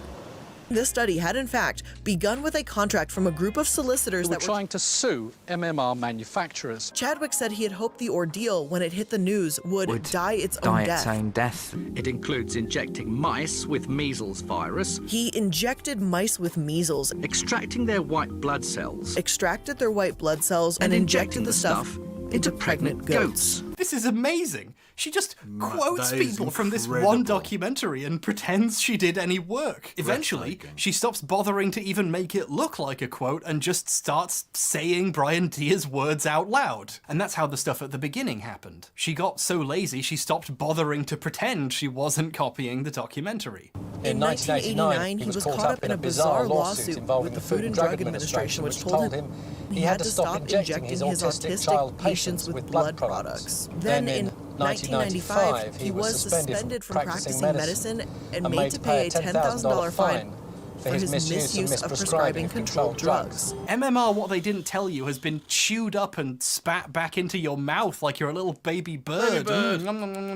My favourite part is when some of what she's saying appears in quotes for some reason, attributed to lawsuit with FDA.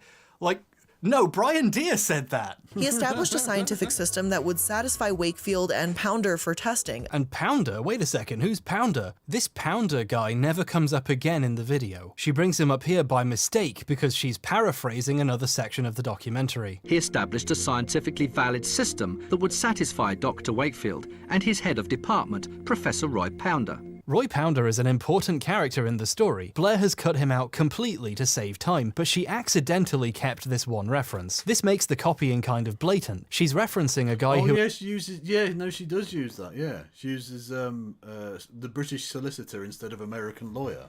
Oh, God, I hadn't even noticed that, Navigator. That's an excellent point, yeah. Fuck, yeah. God, she's fucking lazy. Has she completely disappeared now? Like, is she not around anymore? I do hope so. Who exists in the documentary and not her video. Obviously, stealing someone else's words is plagiarism, but on a more zoomed out level, so is copying an entire documentary and trying to hide it. Like, obviously there's something wrong here. Here's a hint. If you're trying to trick people into thinking you're not quoting the thing you're quoting, you're probably doing plagiarism. But here's where it gets interesting.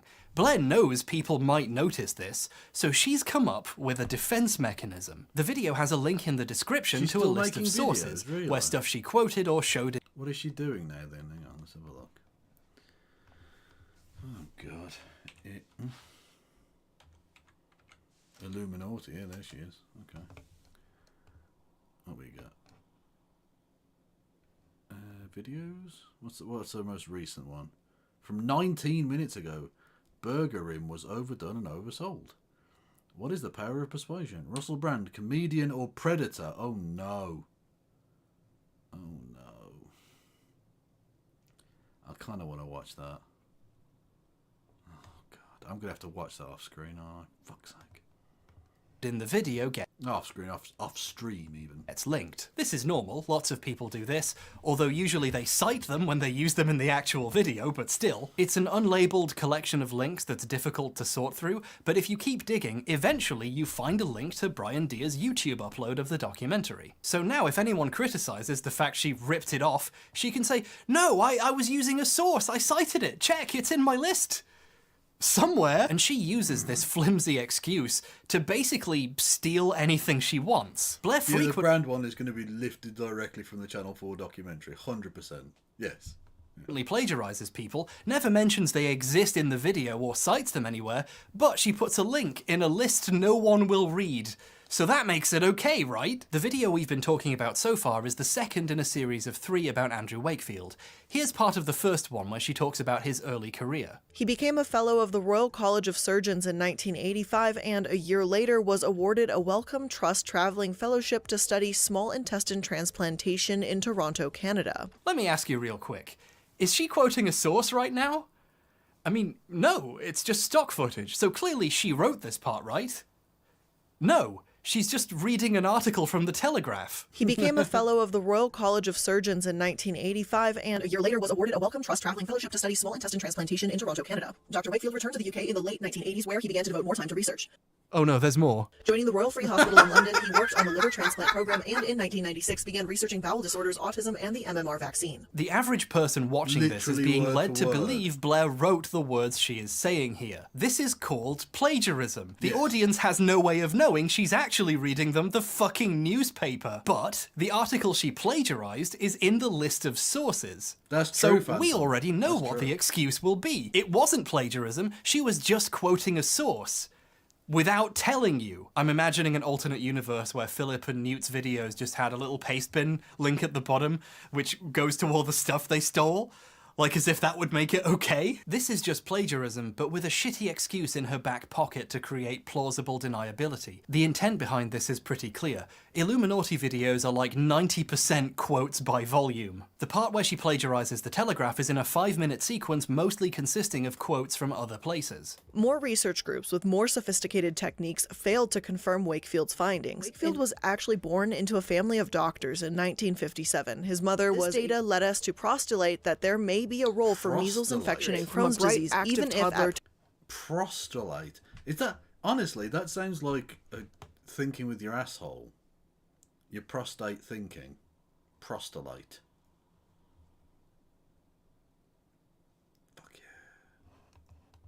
present, this role remains unclear.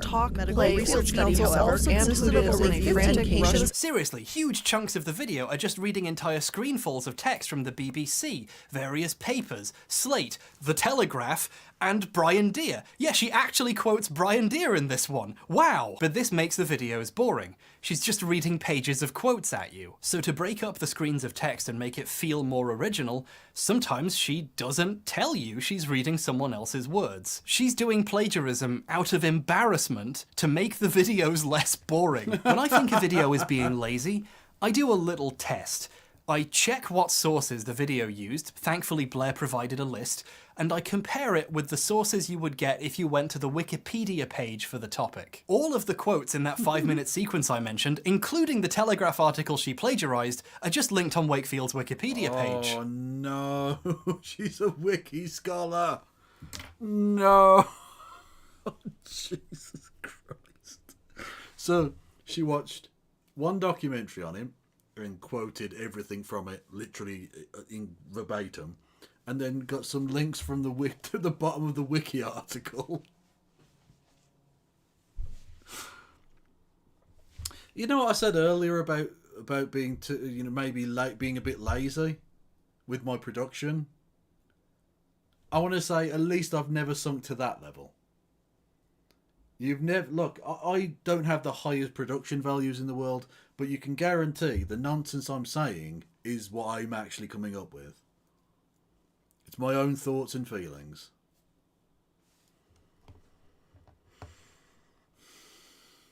Hello, young black economist. How are you?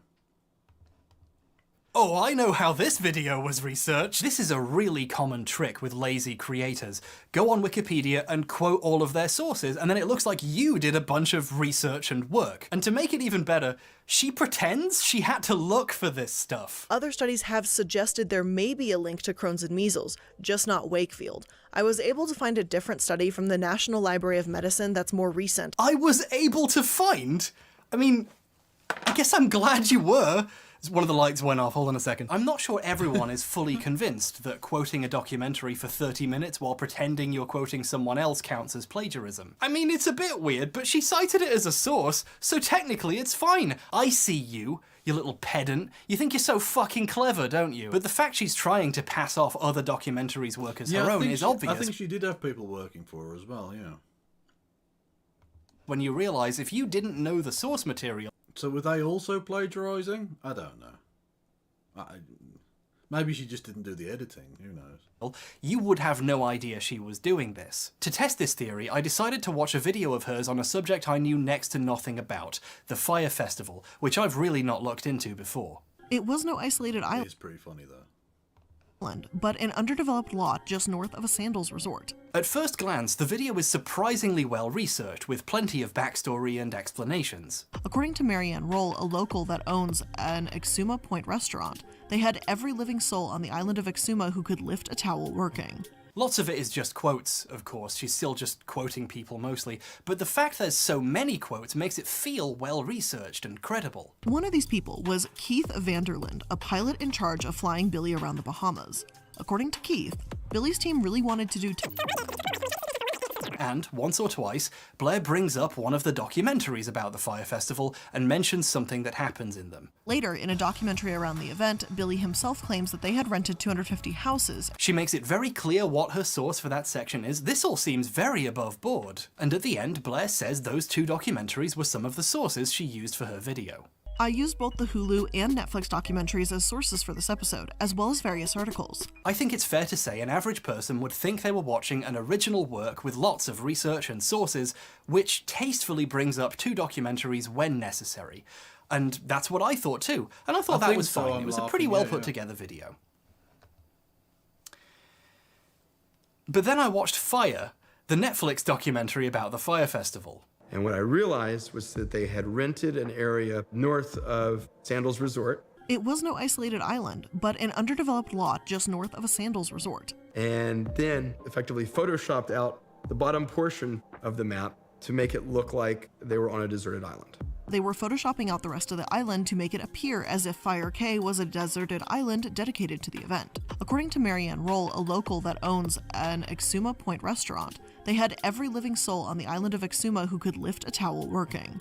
They had every living soul on the island of Exuma who could lift a towel working. According to Keith, Billy's team really wanted to do tents, so what I did is I took my wife and we tried to sleep in a tent for one night. And You were so terrible. Her Fyre Festival video is mostly her reading words from the Fyre Festival documentary on Netflix, set to footage she got from the Fyre Festival documentary on Netflix, with supplemental lazy motherfuckers, man. Footage taken from the Fyre Festival documentary that's on Hulu. But don't worry, her first source in her list is the Netflix documentary, so that makes it okay, right? And then further down in the list is the Hulu one. Although fucking hilariously, she doesn't link it on Hulu, she links it on 123films.cc, the piracy website she watched it on.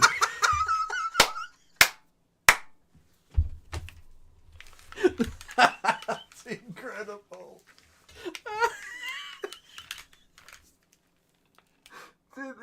Didn't even link to the actual company. To the fucking pirates.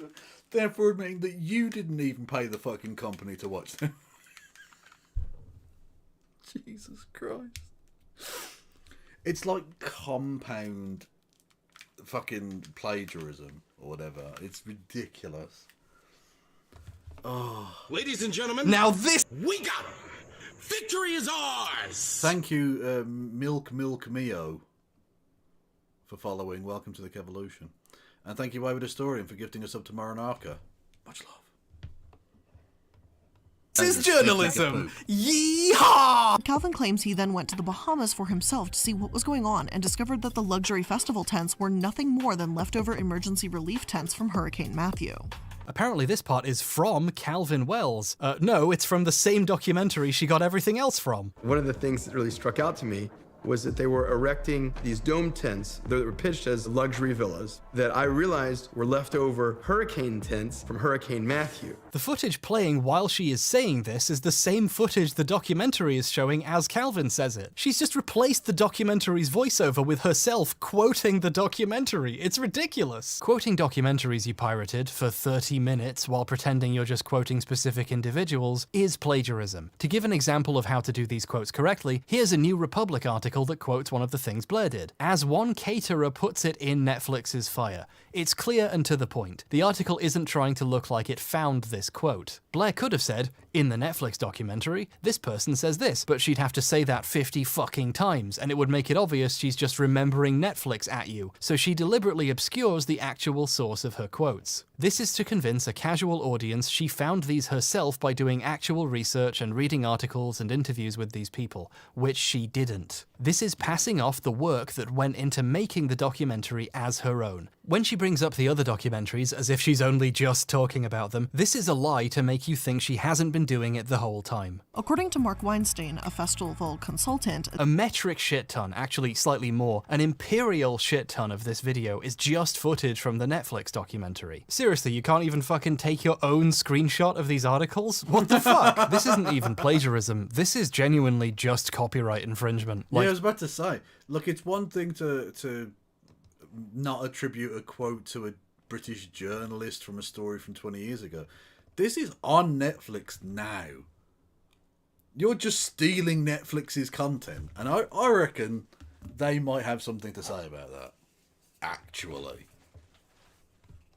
You know, regardless of what one thinks about IP and its, you know, potential implications on creativity and you know, the way in which people will do react content to stuff. This is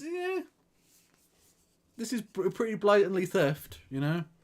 She's not really changing much about it, and she did double steal Hulu's content. Yeah, didn't even link to Hulu. Look, that's the ultimate kick in the balls, isn't it? Didn't even link back to Hulu. She linked back to the piracy site that she'd stolen it from. Oh, the brass neck on this motherfucker is just remarkable shit.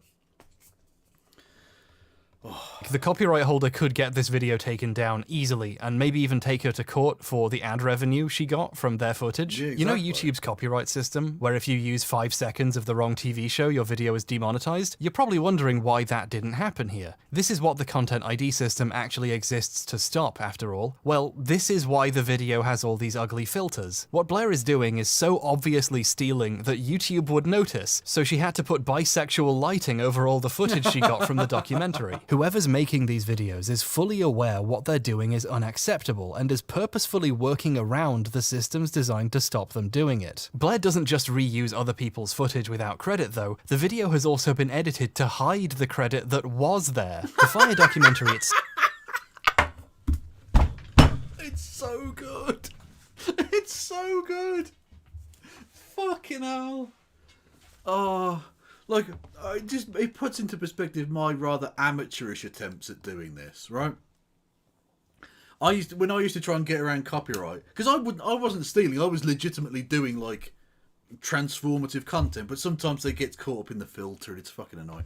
So I used to like reverse the image, right?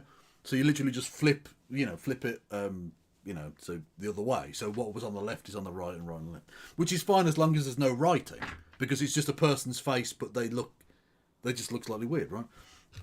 Whereas this is putting, like, say, bisexual lighting on it, fucking literally covering up the actual attributation that the real documentary makers, who were actually worthwhile in terms of their creativity on this, that they had put onto the thing because it wasn't their original stuff, is just mind-blowingly dishonest, fucky, probably illegal. Jesus Christ, man. God damn. Like, do you remember when it blew up with Illuminati a few months back? Presumably during the research for this, right? And Hbomberguy exposing them and all of that. I just thought it was, that one video. She did that one video and it was just like she was taking the piss. And then there was that weird shit with the legal and all of that. Which, again, is the brass neck on her to accuse somebody else of stealing. When it's just it's just a transition. It's just the ripped paper bit, which you can do on any basic editing fucking software. It's not even like her original fucking content. But it seems that literally every video she does is just bullshit. Well, it's not even bullshit. It's just someone else's good work that she's trying to pass off. Fuck. Anyway, yes. Thank you, Rohak, for gifting us up to Hynodon. Much love and see you both. Self-used videos posted on Instagram and Twitter by people who attended the event. And guess what? It credits them. Their social media's in the corner. Blair's video steals this footage from the documentary too and puts a filter over it, but also blurs out the social media. She uses a few clips from a Vice video as well, and the Vice logo gets blurred out so you can't tell where it's from. Is there a single, like, media company she hasn't fucked over? Honestly, is there a single media company she hasn't absolutely done in here? It's just like, fucking everyone. All you bitches, she's swinging wild. She don't give a fuck who catches hands. Since Blair's making a documentary out of other people's documentaries without permission for money, she's trying to hide the evidence of whose footage she's using so they don't notice and serve her a fucking cease and desist. Incidentally, when the Vice video uses footage from the documentary, it tells you, because this is how this shit is supposed to work. At one point she uses a clip of a news piece about the festival, which used footage from the documentary, and you'll notice they also correctly credit the footage too. Blair's sources are full of examples of how to credit the source, but if she'd done the same thing, the word Netflix would just be in the corner for 30 minutes. The video's opening features the... True, it would just look like it was a Netflix video with their watermark in the corner.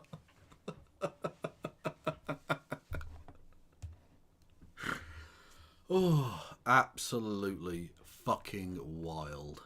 This fan art, depicting her bro-fisting with a person I believe she recently sent a cease and desist to. Put this on r/aged like milk. This piece of fan art is better attributed than the documentary she stole.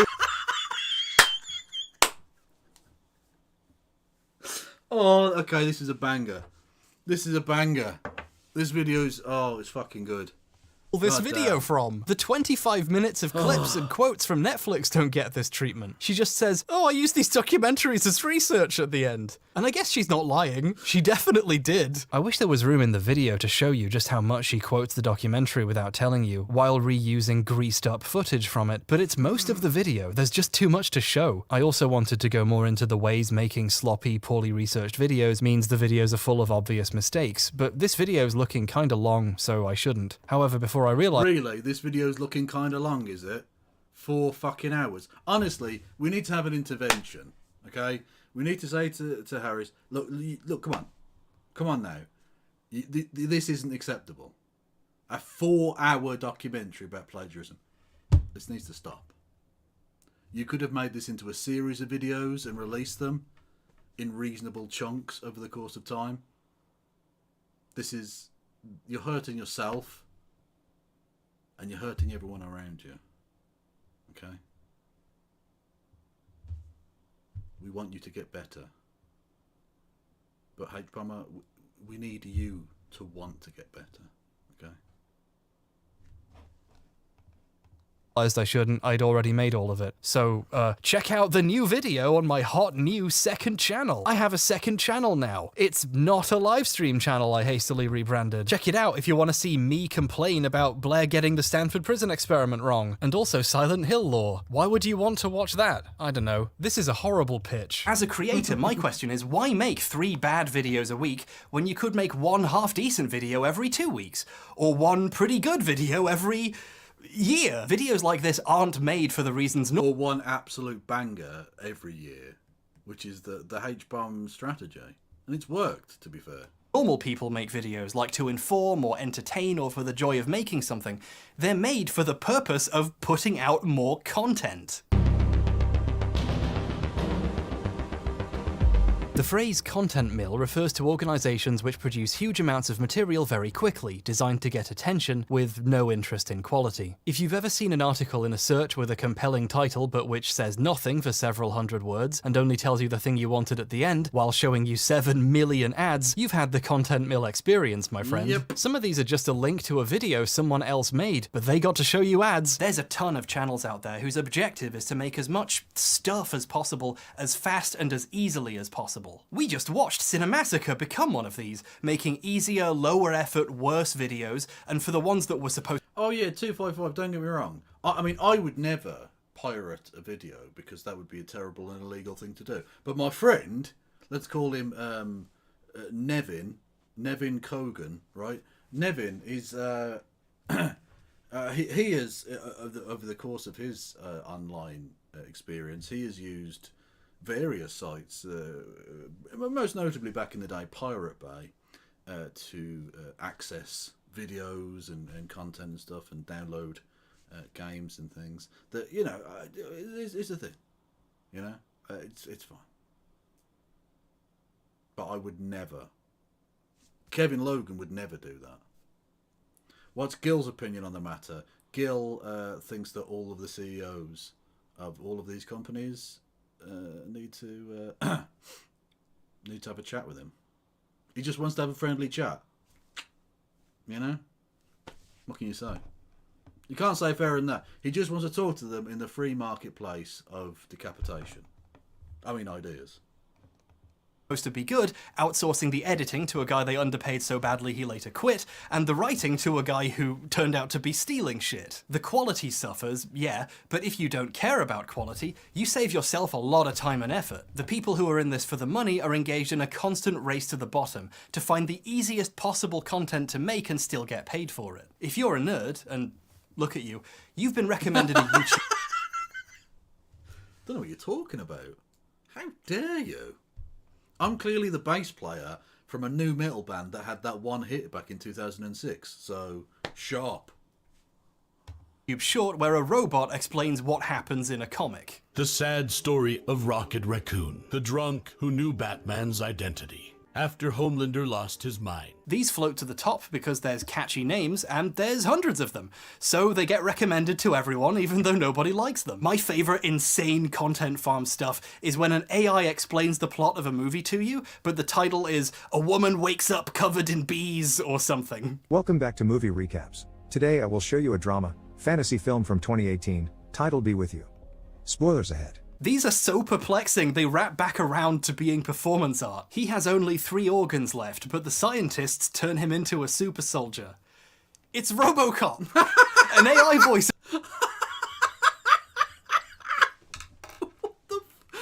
I knew it was going to be that. It made sense. Oh.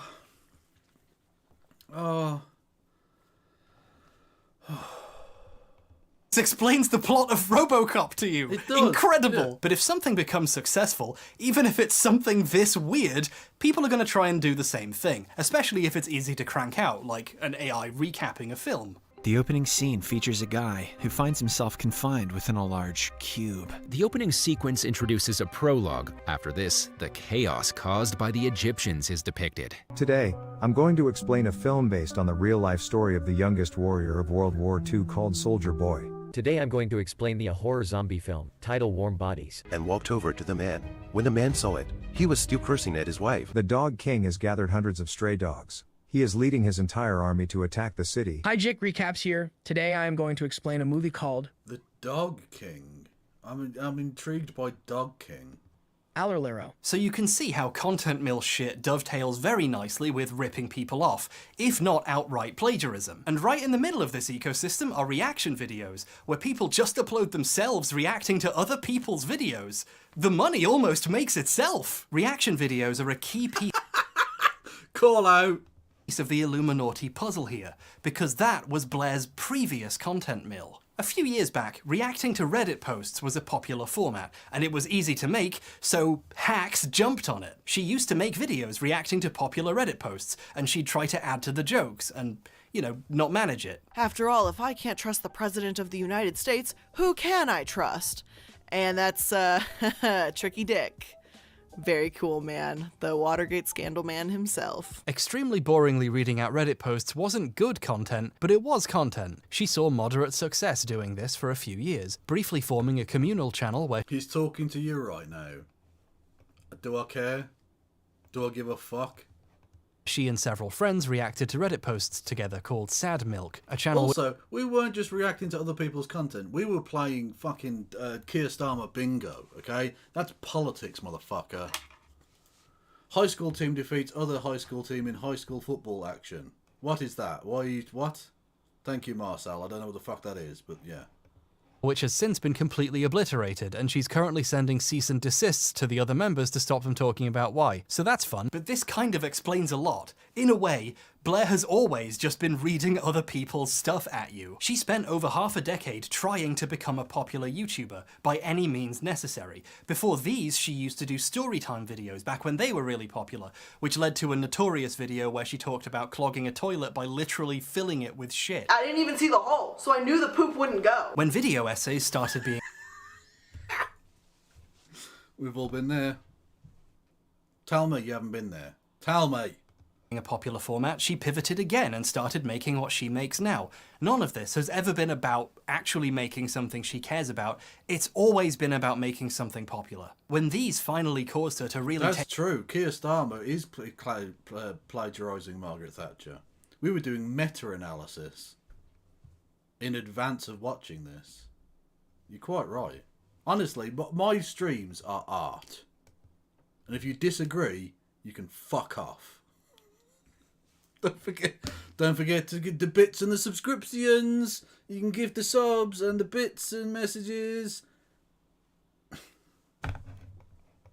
Take off as a creator. She certificate basically immediately... Fuck off. The timing on that was... Because I was doing that sarcastically, right? Like, my content's shit, you shouldn't give me money. And then someone did. Just no notes. No notes. Thank you, Wayward Historian, for gifting a sub to As Friends Rust. Much love to you. Immediately deleted all of her previous cringe attempts to cash in on other trends. Remember when nearly 1 million views disappearing from Philip's channel was a bit weird? Try 40 million. Ooh. Sounds like those videos aged like milk. Sad milk, that is. The Illuminati channel is a video essay content mill. She has a team of editors helping to put out videos every other day, and she doesn't need a writer. Wikipedia's got her covered. And if there happens to be a documentary on the topic, she can just quote that 40 fucking times. The video happens overnight because she didn't have to do any work. There's a part in the vaccines video where she talks about all the documentaries she's watched as part of her research process. And I don't think she realizes she's telling on herself here. And I've got to tell you that I've seen a lot of documentaries doing research for these deep dives. The Netflix Betting on Zero for Herbalife, The Dark Side of Chocolate for Nestle, documentary series on the hikikomori, and all the Goop episodes on Netflix, Blackfish for SeaWorld, there's a lot. This is just a confession. Referencing the big documentaries on a topic you're covering is fine. Quoting them or using some footage from them makes a lot of sense, I think. But at a certain point, you're just repackaging other people's work and selling it off as your own. And speaking of selling, why would someone do this? Well, when I sat down to watch the Fire Festival video, I got served 2 advertisements before I could hit play, and then immediately got hit by a commercial for Blair's plushie. Make sure to snag one before it's gone because these are not coming back once this runs out. Then 11 minutes in, I got a message from today's sponsor, Mint Mobile, where I could get Squixteen Dingles off my Bext burger. And we will begin to unravel what happened at the Fire Festival right after this ad break. Make sure you go to mintmobile.com/MLM. That's mintmobile.com/MLM. And then within seconds of that sponsorship ending, I got a second sponsorship. She has 2 right next to each other. Go to blueland.com/Illuminati. Go to blueland.com/. That is, again, it's pretty ballsy. It's pretty ballsy.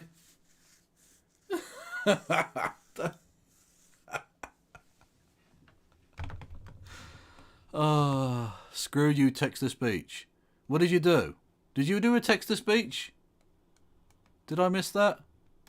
What did you say? Type what you said in the text-to-speech, because I totally missed that. I'll read it out for you.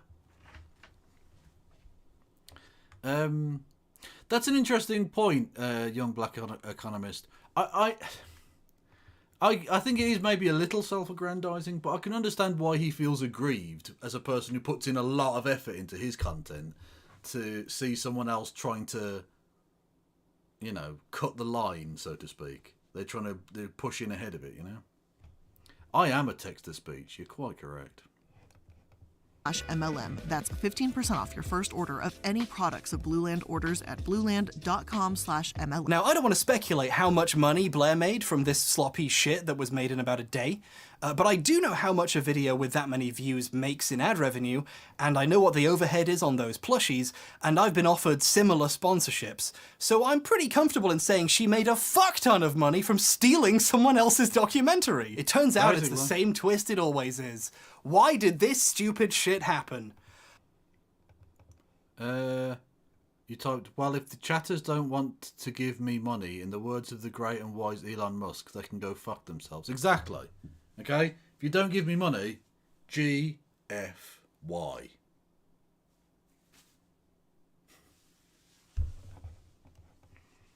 Oh, it's money! This is a really good racket. I'm almost jealous. With a small team of editors, you could knock one of these out. A marketable plushie? Never. That will never... No. Even if I became super fucking massive, I would never do, like, a plushie, I don't think. At best, I would do, like, a fucking...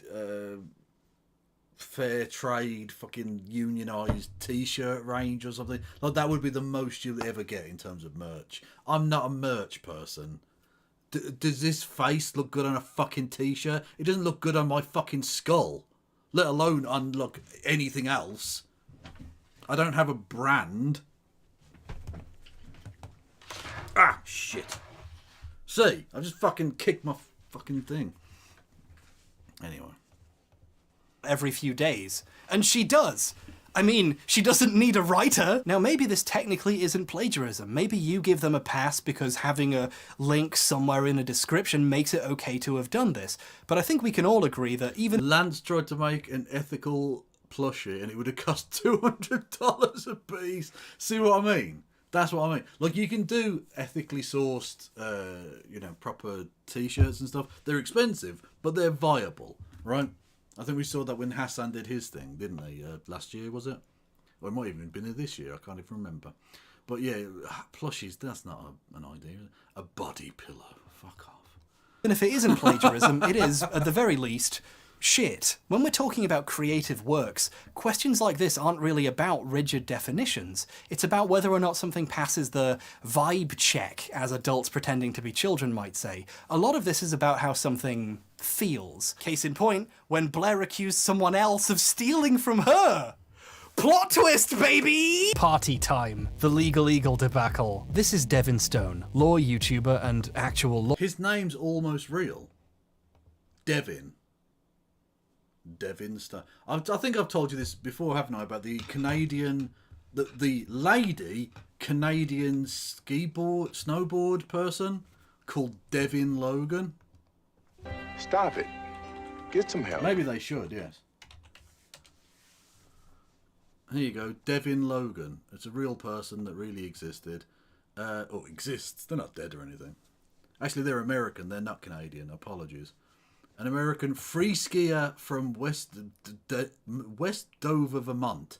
She won silver in women's slopestyle events at the 2014 Olympics. Devin Logan. Boom. Lawyer whose channel name is Legal Eagle. He's pictured here interviewing me in my pajamas in the final year I had hair. I used this clip so I could savor it for a second. On April 20th of this year, Blair accused one of Devin's editors of taking her video's style. They were trying to replicate her videos. Her evidence. Is she my sister? Yeah, fuck it, why not? Yes she is. Yeah, 100%. Thank you, Low-Key Fox, for resubscribing 14 months. Much love to ya! One of his editors emailed asking how her editors achieved a specific effect in an old video, and then later asked on Discord if he could ask them there. I know, right? And if that's not enough, she posted some comparison shots showing they both have used torn paper effects when showing quotes, and they both highlight text when they show documents. Legal Eagle is no longer the one good lib. It's cut and dry, really. There's just one small question. Honestly, he's swinging at some people now. We've seen a Hassan. Stop it. Get some help. Yeah, indeed. We've seen a Hassan call out. We've seen a Lance call out now. Honestly, he's shooting wild. Anyway, thank you, LongDong32 for 19 months. Much love to ya. Naughty calling others out is hilarious. It fucking is. It's wild shit. Left, and that is, what the hell are you talking about? This is one of the most common things you see in all videos. No one owns the concept of highlighting text. Tons of people use torn paper in their visuals when they're quoting books or newspapers. It's basic skeuomorphism, when the thing looks like the thing that it is. I do the same thing when I'm trying to look professional. Legal Eagle has used these visuals for years, before Illuminati has used them even. Who's ripping off who again? But in any case, it's normal for editors to ask each other how they do things. That's how information spreads. You know those transitions that I do occasionally and Philip did literally all the time? I found out how to do those by asking another YouTuber named BobVids how he made his transitions so smooth in his videos in like 2016, and he told me what plugin he used. Almost everyone finds out about it by asking someone else whose videos they like how they did that thing. This is a communal craft where people learn and share. Whatever happened to Jizz Hornkamp? Well, I just looked it up. He got a move to Eredivisie club Heracles for this season, played one game, broke his ankle, and was out for the rest of the season. So that's what happened to the delightfully named Dutch footballer, I swear to God, Jizz Hornkamp.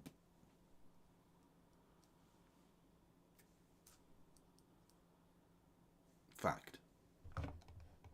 Things. That's why there's 12 million tutorials for how to do a chromatic aberration effect without having to pay for one of the professional ones. Editing is for the people. More like comradic aberration.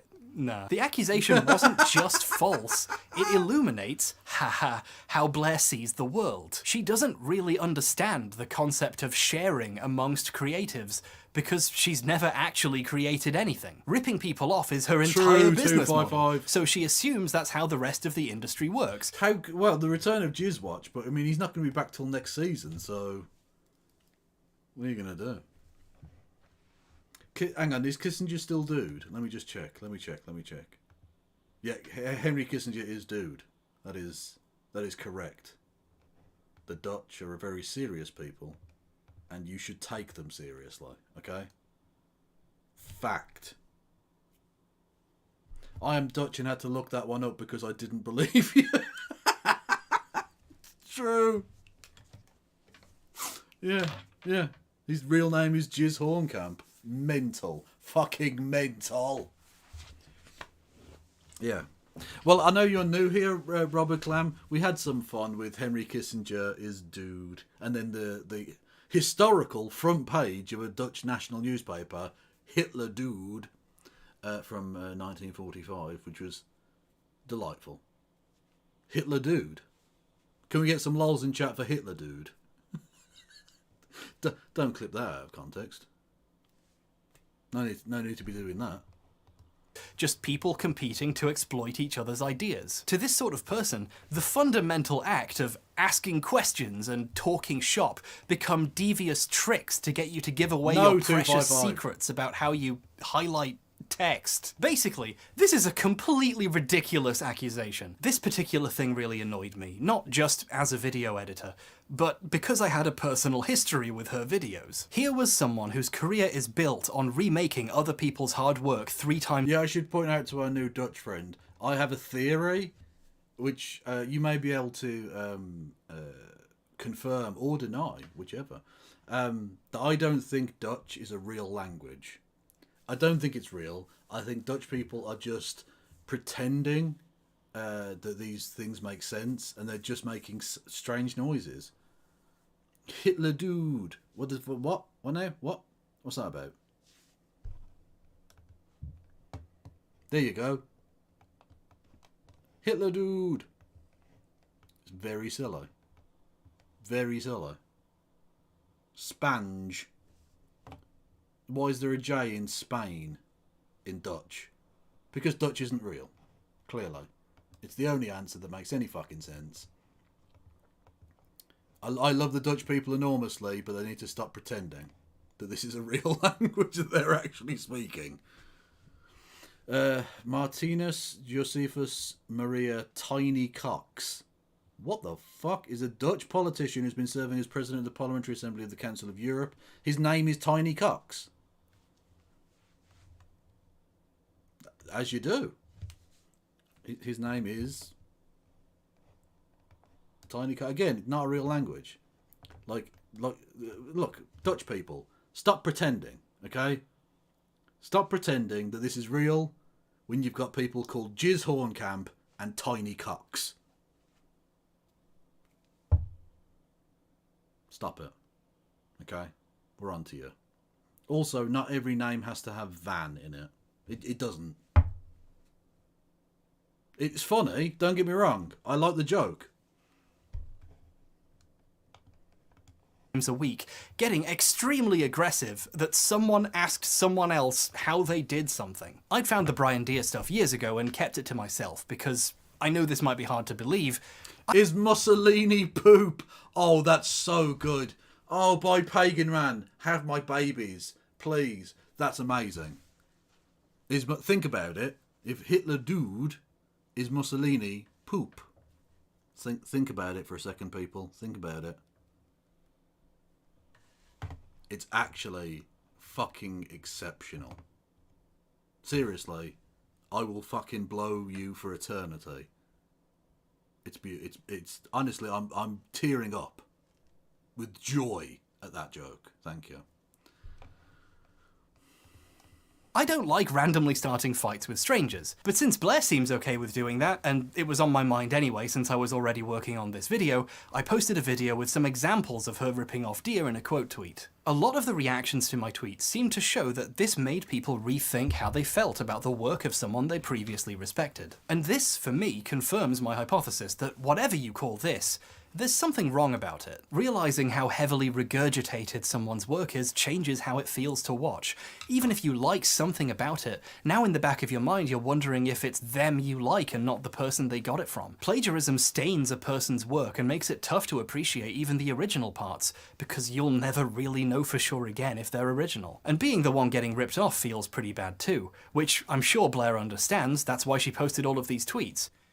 Now imagine how those journalists and documentarians might feel. Imagine spending your life doing painstaking research, actual investigation, going out there and interviewing people and physically finding things, not just Googling it and copying what's already there. And then imagine someone reading your words out loud in between sponsorships for dish soap, getting half of the words wrong, and not even making it clear how heavily she's relying on you to make her video. Brian Deere has had a lot of trouble with plagiarism. During the scare, Deere got sued and went to court to defend his findings. He could have lost his home in the fight to get the truth heard. So when people steal his work without crediting him properly, it's messed up. Some entire documentaries have come out which don't credit him. Channel 4 did another documentary about Wakefield recently, and they don't acknowledge that it was his work they were using. They pretend Channel 4 itself made those discoveries. They try really hard to cut Deere out of the story, and it doesn't even work. Articles he wrote and his book keep popping up in the background. Deere has been battling to have his work properly recognized for years, while other people pretend they discovered it. Deere actually put it best himself when he saw my tweet and replied to it. Sorry to drag you into this, Brian. While copying and pasting text from other people's stuff is a kind of plagiarism, it's not the only kind, and focusing on that as the only way would be a mistake that falls short of understanding the problem. Even when Blair isn't just reading other people's words, she's still gutting other people's work and selling it, and I hope I've explored that properly. I wish the story ended there so we could move on already. I had other examples I wanted to get to, I swear. But on the 28th of April, Blair released a video. Wow, she moves so quickly with her editing and shit. Hang on. You know, coffee and croissants around the usual breakfast table saying the same thing over and over again, which drives me nuts. It's actually... Starmer, Keir Starmer, does people saying the same thing over and over and over again drive you nuts? It does me. Weird how I've got a bingo card full of things that you keep saying over and over again, literally to your left. Incredible. Of all the things I'm going to say whilst we're playing the game of bingo, perfect. True. Video entitled Illuminati Exposed, which contains an apology to Legal Eagle, a response to Hbomberguy's plagiarism claims, and I guess a response to the 5 other things Yeah, she did Hbomberguy. she's currently being accused of.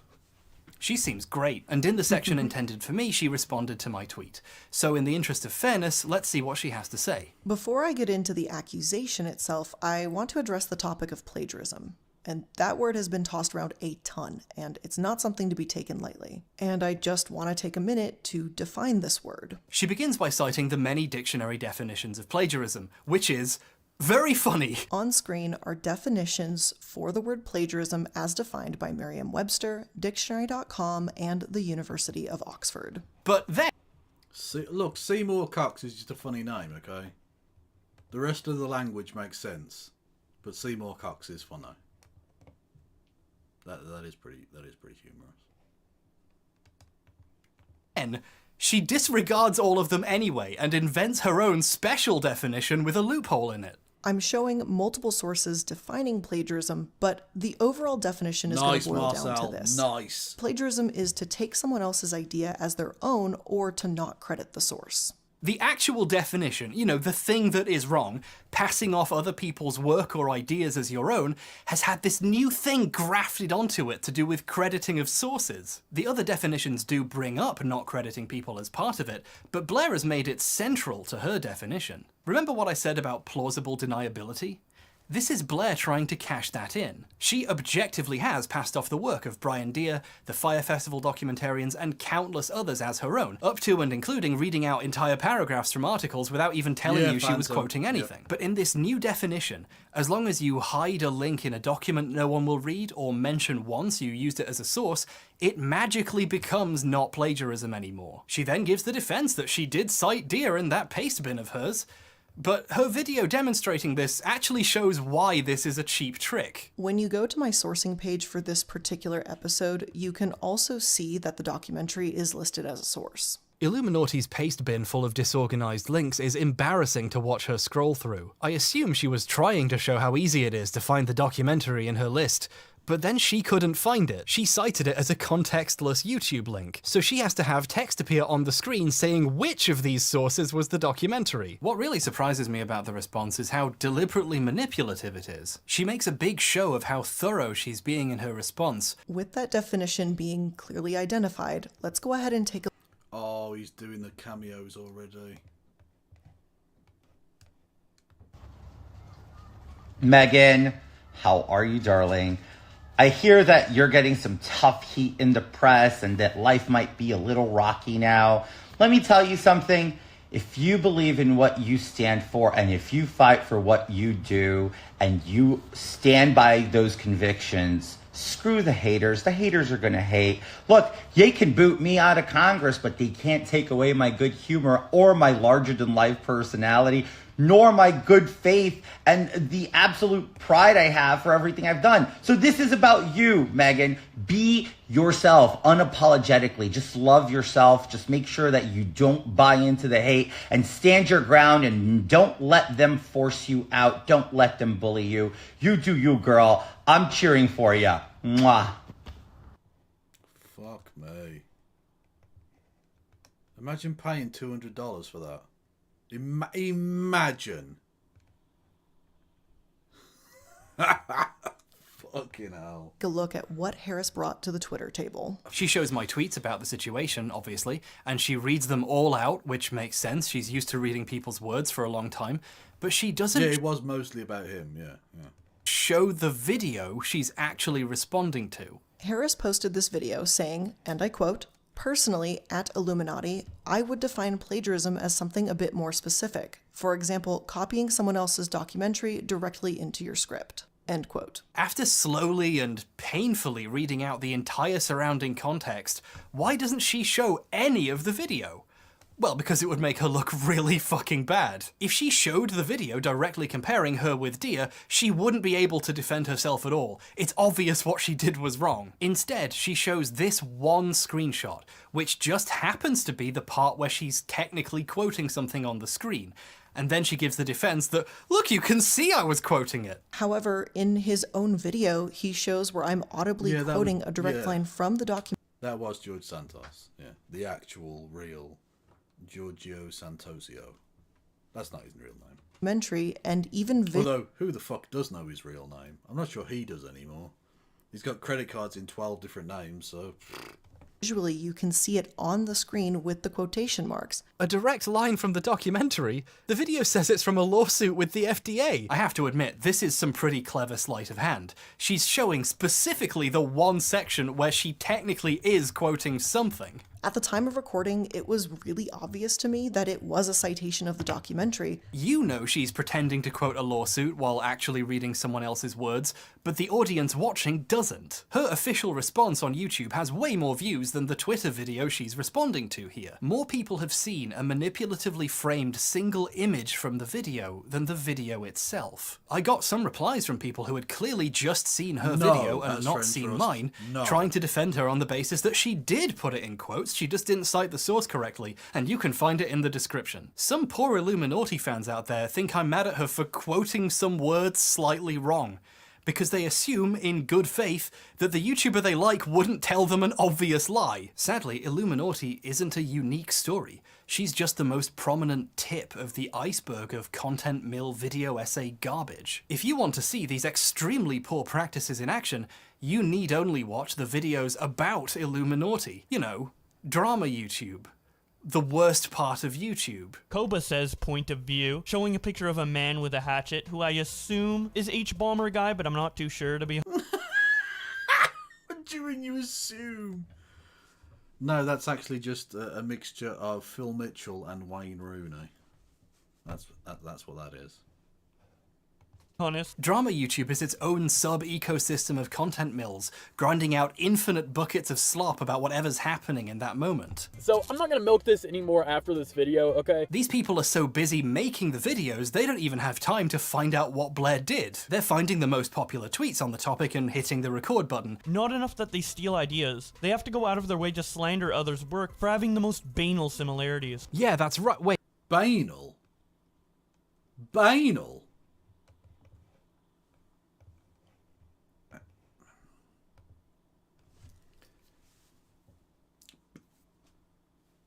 Banal.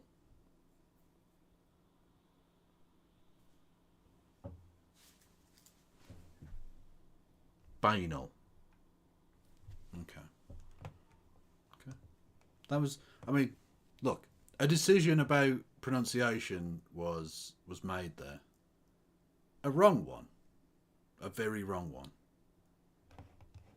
Wait, banal? And in their most evolved form, they're not even doing that. They're watching other drama videos and making their own version. I've seen the compilation I made of Blair copying Dia in like 40 different places at this point, but what's really amazing about it is that it's now crossed the drama mill event horizon. So instead of being credited to me, it's credited to the other drama YouTubers the current drama YouTuber got it from. In this instance, the previous drama YouTuber's name isn't even spelled right. That's the level of research we're dealing with here. I don't really care about getting credit for a video I made in 5 seconds. The point I was trying to make was that Dia is the guy who deserves the credit, but there's still an irony to it. I was trying to make a point about the importance of crediting people correctly, and now my Twitter video has human centipeded its way out of the anals of drama YouTubers into the mouths of second-order drama YouTubers who don't even know where it's from, but are ready to reheat and serve it. This is the lowest effort shit you can imagine. They can't even spell plagiarist right. Information itself deteriorates in the process of producing industrial quantities of content. The mask has fallen and the gears of the mill spin naked before us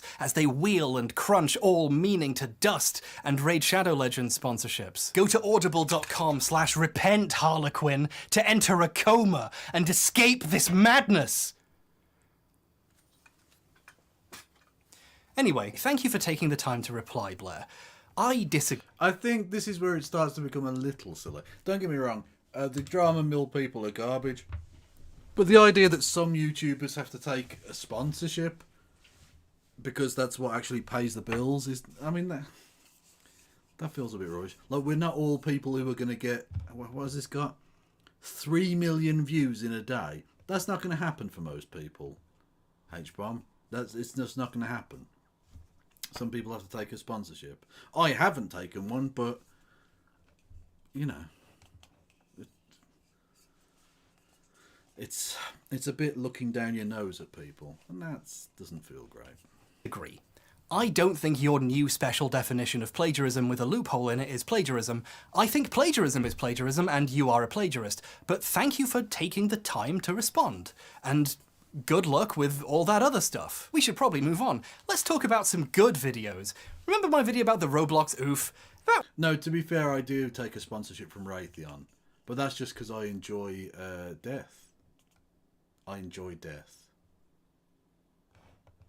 One did pretty well, didn't it? There's a bunch of stuff I needed to do for a follow-up video, but then I got distracted by this. But I'll do that eventually. But I'm really happy with the reaction to it. A lot of people I deeply respect seem to enjoy it, and it was even Jack's Film's third favourite video of 2022, which for me is an incredibly high honour, far higher than all the real awards I didn't win. His second favourite video was Man in Cave by someone called Internet Historian, and that thing got like 10 million views, so I'm not surprised. Personally, I'm not a big Internet Historian fan. Years ago I saw a video of his about DashCon, a failed Tumblr convention, and it was really just a bunch of jokes about SJWs and how bad Tumblr is, and it was really disappointing. You know, he had the opportunity to talk about a really interesting moment in history, and he just used it to post cringe. But that video was eons ago, and I don't like to judge people by super old stuff they made, and a lot of people I really respect seem to like him, so I'm sure he's way better now. Anyway, let's finally watch Man in Cave and see what the hype is all about. No, I mean it. Pull up your phone, open up Man in Cave, and let's watch it together. No, just type Man in Cave. It's the top one. It's got 10 million views. Oh, you can't find it? It's not there? As of present recording, Man in Cave mysteriously disappeared months ago and has yet to reappear. What happened to Man in Cave? Oh. Man in Cave is about Floyd Collins, a cave explorer who in 1925 got trapped in a cave. Nice one, Floyd. The video is an hour and 10 minutes long and pretty detailed, covering the events hour by hour as they happen. What a unique way of telling the story. The video implies a deep level of research and understanding, and that animation's pretty cool too. The video was uploaded on September 29th, 2022 and was extremely successful, garnering like 10 million views in the few months since it went online. It was deemed so entertaining it became the thing every Twitch streamer put on while they went and did something else to keep their audience busy. Ooh, that's a good chunk of change right there. But I don't want him going after XQC. XQC's a fucking arsehole. Then in March of this year, the video disappeared. Any links to the video took you to a blank page saying it was unavailable because of a copyright claim. Usually with really popular videos though, YouTube resolves this quickly to avoid negative attention, but this was down for a while, and then it stayed down. What's going on here? Let's look into this a bit. This video is no longer available due to a claim by Pro Sportority Limited doing business as Minute Media. That's what DBA means, by the way, aren't I clever? Minute Media is a publisher of digital content. One of their brands is Mental Floss, a digital news and entertainment site, which also has a YouTube channel. So, did he use some of their copyrighted images or the YouTube channel's footage? Well, it doesn't look like the channel has ever covered Floyd Collins. The Mental Floss website, however, has. In 2018, Lucas Riley wrote a story about the 1925 cave rescue that captivated the nation. Uh-oh. This article is an extremely detailed summary of the story of Floyd Collins. Uh-oh. In fact, it makes the unique choice of covering the events hour by hour. Oh, he didn't. He did not just— Floyd tried to breathe calmly. His left arm was pinned underneath his torso, his right wedged by the rock ceiling above. Beneath him, sharp crystal shards dug into his skin. When he did attempt to shuffle, more gravel and rocks would tumble from above and pile onto his feet. He should try untying his shoes, said one. No, we should send him down with a contortionist who's got a mallet and a chisel. Hey, how about using dynamite? One clique formed, insisting that it was a great idea, till they started arguing about gas torches. But by far the most common suggestion, of course, was amputation. So he removes his suit, drapes himself in coveralls, and grabs a lamp. Whoa. But Floyd didn't really— It's pretty blatant. answer any of his questions. In fact, he was incoherent. So Miller took a few mental notes, and he left. Somehow, Homer mustered the strength to altogether wrench the cord from the other men's hands. The rope went slack. Homer, Floyd, and the rope lay limp on the cave floor. No progress had been made. For the first time in YouTube history, a copyright claim is real. Internet historians stole Lucas Riley's article, used it as a script for a 70-minute video, gave him no credit, and uploaded it for money. But let's consider an alternative explanation, just to be fair. This was a real historical event. They're both telling the same true story, so of course they're going to be similar. That's a good point, you're very smart. But there's a difference between using the same sources or recounting the same history and telling the exact same story in the same way using the same words. And if going hour by hour didn't make it obvious, the fact it copies the rest of the structure makes it blatant. The opening, which covers Floyd entering the cave, even uses the same image used at that point in the article. Soon after, when Floyd first becomes trapped, the article flashes back to Floyd's childhood. The video copies this narrative framing and does the same thing, flashing back after he's trapped, and even tells the same anecdotes about his past. Floyd has been exploring the caves of Kentucky since he was merely 6 years old. And as he grew up, he gained a reputation for being a very daring caver. He would dive into some hole on one side of town and emerge miles away on someone else's property. This one's interesting because the words are quite a bit different. Instead, it's copying the article visually by having him literally pop his head out like a gopher. You know how in the previous segments I've been showing all the really obvious examples to get the point across? Man in Cave is over an hour long. If I showed the funniest examples, we'd be here all day. Gerald knew more about cave rescues than most. In fact, just that summer prior, he had helped untangle Floyd from a different snag. Everybody was shaken by the experience. Burden fainted as he crawled towards the exit. Most of the other men had to be carried away. World of Tanks is not only the best game I have ever played. Okay, that— Fuck's sake, World of Tanks. That one was a joke, sorry, I couldn't resist. There are some differences between the two, though. Internet Historian's video has mistakes. He gets the weight of the rock pinning Collins' leg down wrong. He says it's 33 pounds, while the article lists 27. Every credible source I can find has it listed as around 27 pounds, give or take, and the Wikipedia page lists 26. The rock weighs about 26.5 pounds. How do I know this? We still have it. We've weighed it. It's 26.5 pounds. How did he make this mistake when all his sources, including the one he was plagiarizing, say otherwise? It's— Go on then, you have a theory about the rock weight mistake. Tell me what that is, Maria, goddammit. Ironically, Man in a Cave kind of counters the thesis that people who plagiarize do it because they can't do original content. Sometimes people plagiarize not because they can't do, but just because they realise they couldn't do it better. Maybe. Let me in. I'm in the waiting. Oh, you actually want to come on stream and talk, Maria? Okay. I didn't. I thought you just wanted to type like whatever the fuck your thing was. We're having a fucking call in all of a sudden.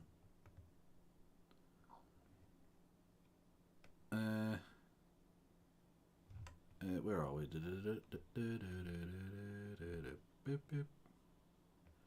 Hang on, where am I?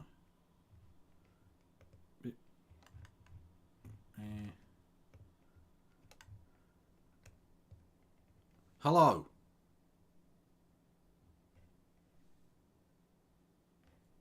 Yellow, you're muted. Hello? Hello.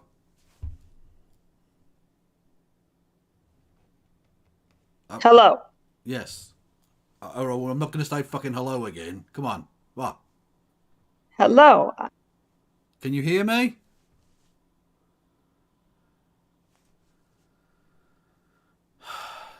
Death to the West.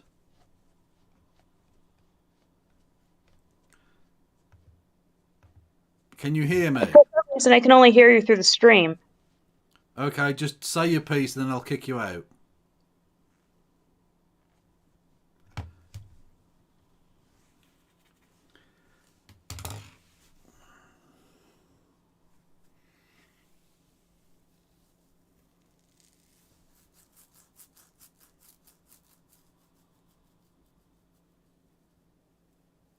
Okay, so you know how if you were to say hypothetically put text into an AI generated text thing, not ChatGPT specifically, because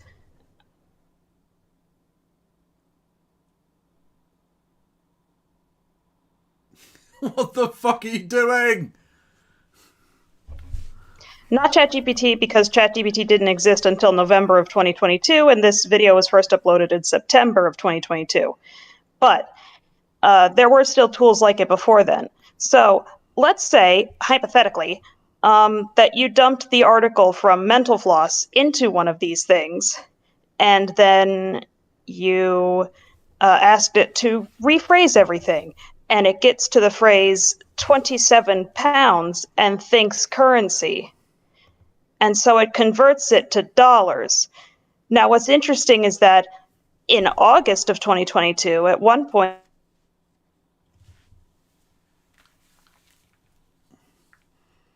it was pounds to dollar.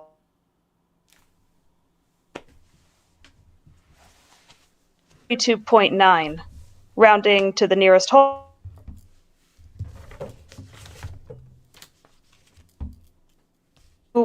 Go through and you find dollars, just some random out of place use of the word dollars, and of course you correct it to what that silly, rewriting software must have meant, which was 33 pounds.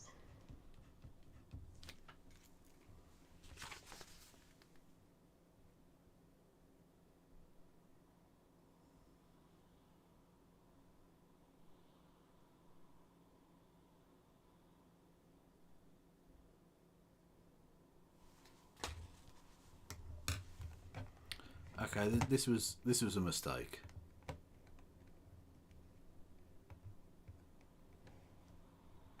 I don't know what the fuck that was. Maria, please get your internet sorted, because that was... Honestly, I have never wanted an asteroid to smash into the Earth like I did during that conversation. I love you deeply, you're a valued member of the community, but that was a thing. That happened. Type in chat what the fuck you meant, because I didn't, something about Chat GPT or something. I don't know. I don't know what that was. Can we all have a call in? No, you fucking can't. Hello there, Rolling Left. How are you? I don't know if Rolling Left has a name. I don't know who they are. It could be anyone behind that account, couldn't it?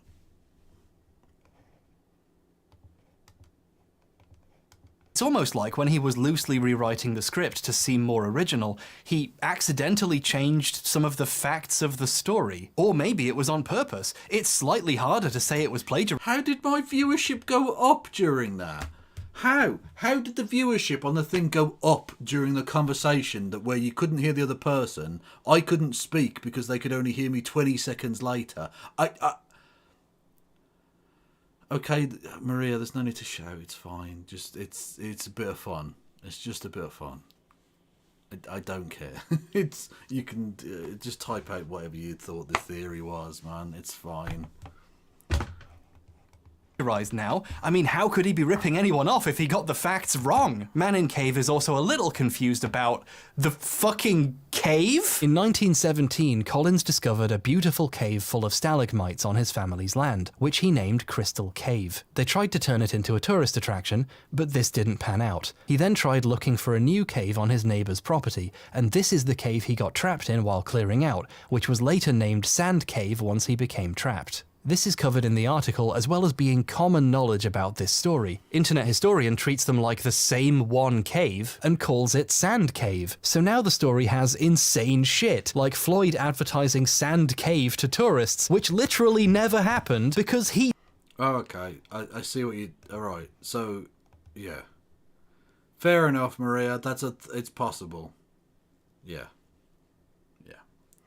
So Hbomb only does one video a year now or something. Yeah, basically. Yeah. Died in it before it could open for business. That's what the story is about. This isn't nitpicking. Okay, it is. But this is the cave in Man in Cave. It would be nice if he got the cave right. This is the place most people my age are going to learn about Floyd Collins. And it's a shame they're learning history that's not true. Here's a funny thing I noticed because I'm one of those weird cave people. We prefer the term amateur speleologist, but he keeps using this picture to represent the grotto Floyd is trying to reach. On the other side is this. Until he found this hollow. This isn't a picture of that hollow. There are no pictures. No one's even seen it apart from Floyd. And because I'm insane, I recognize this picture. It's from the website of Crystal Onyx Cave in Kentucky, which is about 12 miles away from the Mammoth Cave system the video is talking about. This cave is often confused with other nearby caves because the names are similar and they're so close by. So it's an understandable mistake to use this image instead of one from the right cave system. But I do...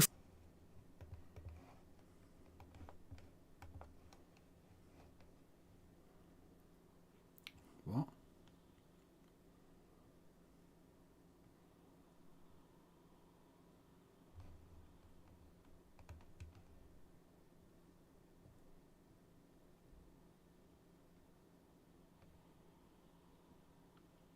What the... What? Why have you sent me that? That was weird as fuck.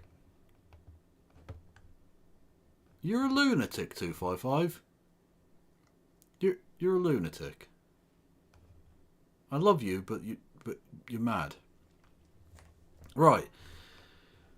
We've got a written explanation. Part 1. I think he used an AI to help him plagiarise. It seems to have been uploaded on the 29th of September. This means that he was working on a script before then. Usually the first thing to get done in the script is the voiceover because the animation needs to be made to fit it.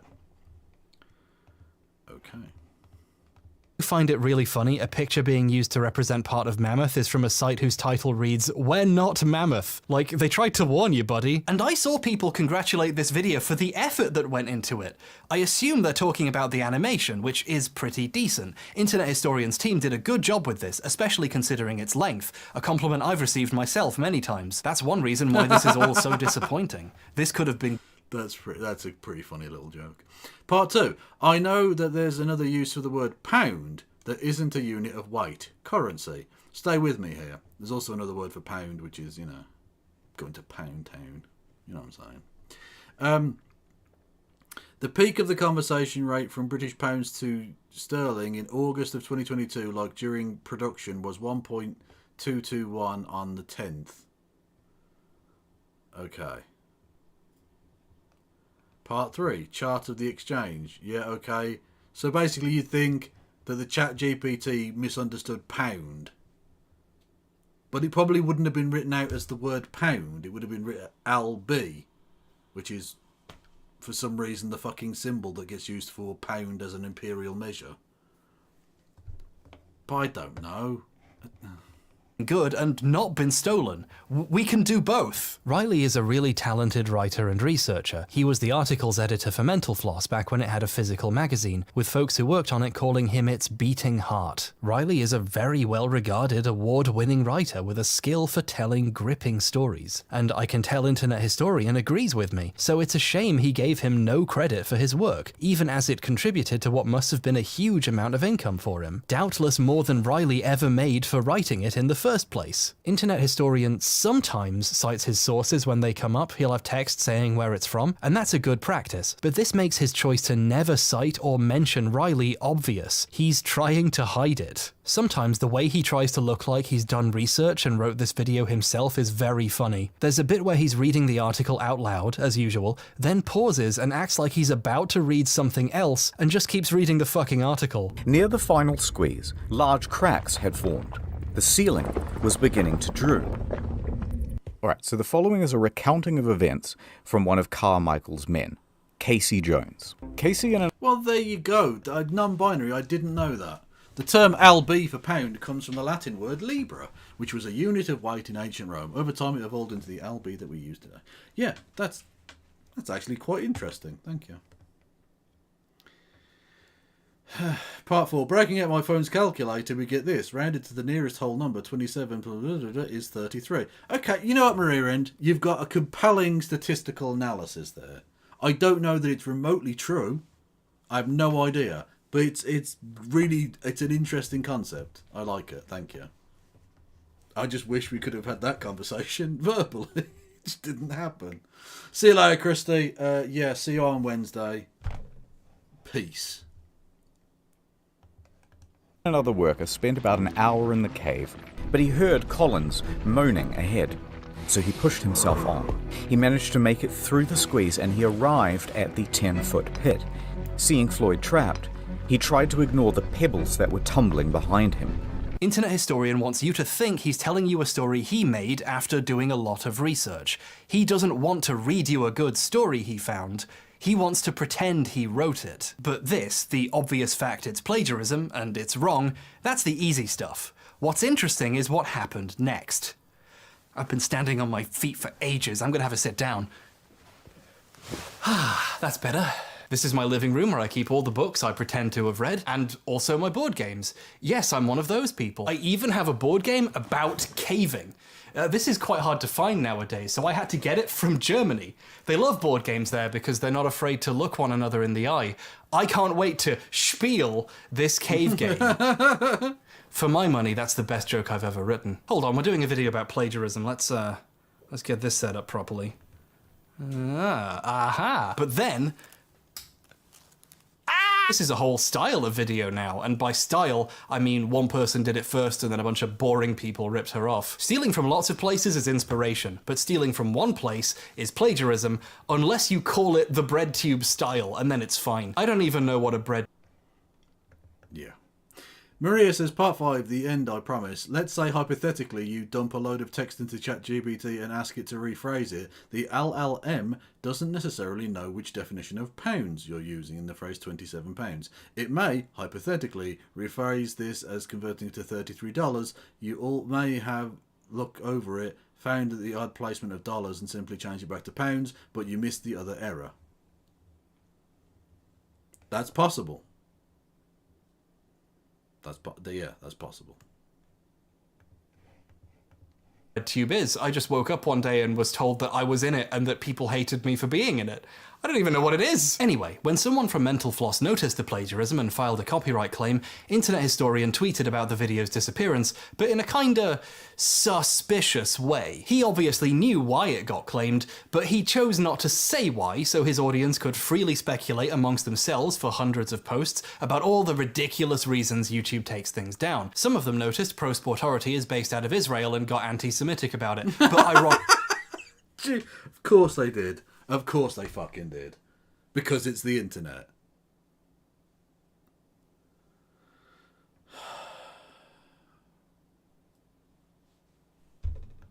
So it's fine. What an interesting audience he's built. All this needless speculation has helped to create a smokescreen. People assume the video was taken down for a bull... No, I think the bisexual lighting reference is Hang on. No, was it? Oh, I'm not even sure if it was there. No, I think it's ContraPoints.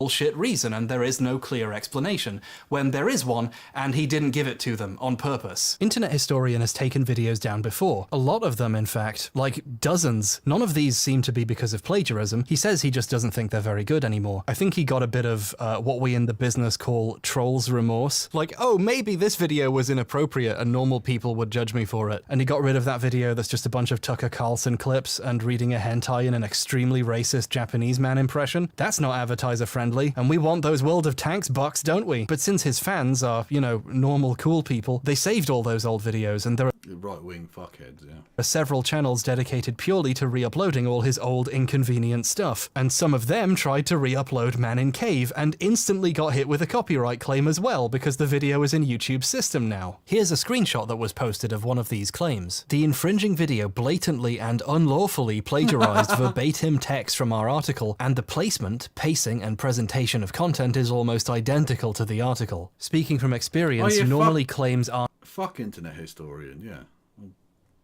He's a prick. Aren't anywhere near this detailed. The article's owners are not messing around. This is how we found out about the plagiarism. Kat was browsing her drama Reddits, as she does a lot, and she saw a post with this smoking gun in it. It's amazing how easy it is for a story like this to not get spread to a wider audience, even when it's for a video this popular. The furthest the story has got so far is a thread proving it, just sitting in a random subreddit with like 90 upvotes. If Kat hadn't seen this, I wouldn't be talking about it, and you wouldn't know it happened either. So, thanks, Kat. You're so cool. I love you. Most YouTubers in this situation would fight a copyright claim publicly, arguing their case where everyone could see it, which would force YouTube to take notice and do something about it. People at YouTube on Twitter all the time and get responses and see things fixed. I once tweeted randomly about an old test video I deleted getting copyright claimed somehow. I didn't even at YouTube about it, and they still found it and asked me for more information. They're pretty diligent about responding to people messaging them on social media with problems. Internet Historian can't start a public case about this because he is in the wrong. He stole an article for money, 100%. And bringing attention to it would just broadcast to his audience he did 70 minutes of plagiarism. Right now, not many. And it makes you wonder what he might have done as well. Look, because if you're prepared to do 70 minutes of plagiarism, you've probably got other examples. I doubt you've got like 10 years of video making in you, and then all of a sudden you decide to do a fucking over an hour's worth of plagiarism as your opener, as your opening gambit of plagiarism. I reckon he's definitely done some fucking shady shit in the past. People know about this, although some of his viewers have noticed how strange it is he's avoiding talking about it. Why isn't he telling his audience who to get mad at and go after? Why isn't he giving his completely normal fans marching orders? Because he ripped someone off and he doesn't want you to find out, that's why. In May, 2 months after the video disappeared, a new version was uploaded, claiming to be a re-upload of the previous one. But then, 2 days later, it went private. On the Internet Historian Reddit post about the re-upload, the big guy himself wrote about there being some complications. Again, being vague about what's going on. This new version would remain private for about 2 months. It's not clear why. In July, while I was making this video, it finally came back up, but only unlisted. You can watch it, but it doesn't show up in a search or your recommendations. You can't watch this video now unless you know it exists and go looking for it and get the link from somewhere else. This new version has quite a few changes. It opens with this new clip explaining what happened, but in the vaguest way possible. Sorry for the re-upload, fellas. The original got copy struck. Again, we have a comment about it being copy struck, but no explanation why. He's still hiding what happened, in a pretty sneaky way this time. You see, this graphic of the copy strike has been edited. The notice on the video actually looks like this. It shows who made the copyright claim, but obviously he doesn't want people looking up the company behind it, because then people will find out why the video is unavailable. So now he's editing screenshots to try to hide what he did. The re-upload uses mostly the same animation and tells the same story, but lots of the voiceover has been rewritten to try to sound less like the article. Here's a section I showed you earlier. His left arm was pinned underneath his torso, his right wedged by the rock ceiling above. Now here's the HD remaster. His right arm is wedged against the roof of the cave, and his left is stuck in place underneath his torso. He flipped the order he talked about the arms and reworded how he talked about them. He hasn't really solved the overall plagiarism, he just changed the words more than last time. Beneath him, sharp crystal sharp. Yeah, thanks for stopping by, Robert Clam. Hopefully the weird anti-Dutchness wasn't an issue for you and you might come back. Thanks for stopping in. Dug into his skin. He can feel the sharp crystals on the ground poking into his back. Floyd tried to breathe calmly. Floyd took slow, steady breaths, so he removes his suit, drapes himself in coveralls, and grabs a lamp. Miller thinks for a moment, then says, "Yeah, all right." He grabs a lantern. In the past, we've seen people reword stuff they stole and hope they don't get caught. But now we're getting a special treat. We get to watch someone go back and try to change it even more. Like, no, we already know you stole this now. You can't take it back and pretend you didn't. But Floyd didn't really answer any of his questions. In fact, he was incoherent. So Miller took a few mental notes, and he left. But Floyd didn't really answer any of his questions. There's nothing Miller can do. So he hurriedly turns around. Homer, Floyd, and the rope lay limp on the cave floor. Floyd fell back down. Homer, Miller, Burden, and the other 3 men were flat on their backs. I want to get across how much worse written this version is. Riley's article has a chilling section about Floyd spending an entire day trapped screaming for help. He began a tormenting routine. Sleep, wake, scream. Sleep, wake, scream. Sleep, wake, scream. Minutes melted into hours. His voice disappeared. His arms tingled numb. Pain radiated up his ankle. This is vivid storytelling. I can feel myself going insane even imagining being trapped there for 25 hours. It's a really good passage. Internet Historian liked it too, so he stole it. He's at the start of a very tiring Of course he did. loop. Sleep, wake, yell. Sleep, wake, yell. Hours passed. His voice gave in. Arms tingled numb. Pain radiating up his ankle. Here he remained in the dark for the next 23 hours. Now, in the remake, he has to tell the same story, but with completely new words, so we get this. So there's Floyd in the dark, yelling out for help. Yelling into the pitch black. After a while, his voice would give out, and he would have to sleep to recuperate.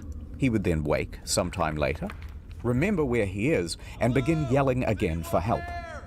Here he remained in the dark for the next 23 hours.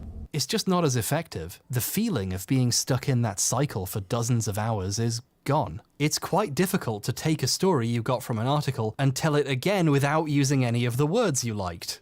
Floyd has been exploring the caves of Kentucky since he was merely 6 years old. Oh, I guess I can't mention Kentucky now. That makes it obvious. Better re-record. Floyd started his caving career at the tender age of 6. Some of the changes give away how uncreative he was, just how much he relied on Riley's work even with the most basic shit. He used his words about someone's hands being bruised and purple. Parts were harder to navigate than before, especially now with their bruised and purple hands. So in the new version, this had to be changed. Parts were harder to navigate than before, doubly so with their bruised and rock-shredded hands. Why would you not just write a new description of some hands in the first place? This is so lazy. What is wrong with this guy? And despite all these changes, the factual errors about the cave and the rock are still the same. It's like this version was made to annoy me. It's especially hard to make major changes when you already made the animations. It's almost impossible to remove Lucas's influence without doing so much work it's not even worth it. For example, the gopher section has been completely removed since it was directly copying an anecdote from the article. He's replaced it with a new segment, which is just C-tier reference humor. He would go off on his own, disappearing into the caves for many hours at a time. Have you seen that movie, The Descent? It was a lot like that. Holy crap, Lois, this is just like that movie. Some of Riley's article was too short and simple to meaningfully change, so the— Christ. That is cringe beyond belief. Oh. Those parts have just been taken out. And all they could do was leave for now and reassess. Everybody was shaken by the experience. Burden fainted as he crawled towards the exit. Most of the other men had to be carried away. And all they could do was leave for now and rest. Since it can't use any of the clever words it stole anymore, the whole thing's been dumbed down. Now, Floyd was trapped in a supine position. So Floyd is trapped laying down like this. Imagine sitting down to watch your favorite show and the streaming service has replaced it with a different cut where all the characters talk like idiots now. You made me look bad. and that's not good. I feel bad for the people who enjoyed the original. People in I kind of want to see Scouse Sopranos. comments and on the Reddit page are asking why he changed it and why all their favourite lines are missing. They don't know why because he didn't tell them. Why is the new version of the video unlisted and not public? Well, it could be because it's a lot worse, but mainly, by being so much worse, it kind of gives away what he did. This video's fans obviously want it back up, but if it goes back up and it's obviously much worse written now, the 10+ million people who saw it the first time, potentially even more than once, will wonder why it's different and look into why and maybe find out. But if it stays down, people will wonder why it's down and look into why and find out. It's like he's trying to delay the inevitable. He's stuck between a rock and a cave wall. Inevitable wider discovery of what he did by letting the video exist but as quietly as possible, so no one wonders where the video went, but not too many people see it and notice the differences. It's a precarious situation and I don't envy him, but he does deserve it. Right now he looks like a plagiarist and a liar, and a coward who's willing to ruin his own video and let it gather dust unlisted in the corner to try and hide what he did. To be fair, the new version now actually cites Riley's article. Whenever a section was too difficult to change but too significant to remove, he keeps it in and cites the article at the bottom. In the original, there were several places where he quoted the same sources Riley quoted, and in this version, just to be safe, he also cites the article to make it clear that's where he got it. The description of this version also acknowledges the talented Mr. Riley and links to his work. This would have been cool if he'd done all this the first time and not tried to hide it, but this is like... You would have used between a rock and a cave place. Well, Sky Carson, maybe you should do your own fucking stream. Then you can do your own jokes. Make them up on the fly. Why do I attack people in my audience? It's like I don't want them here. But I do. I need to stop.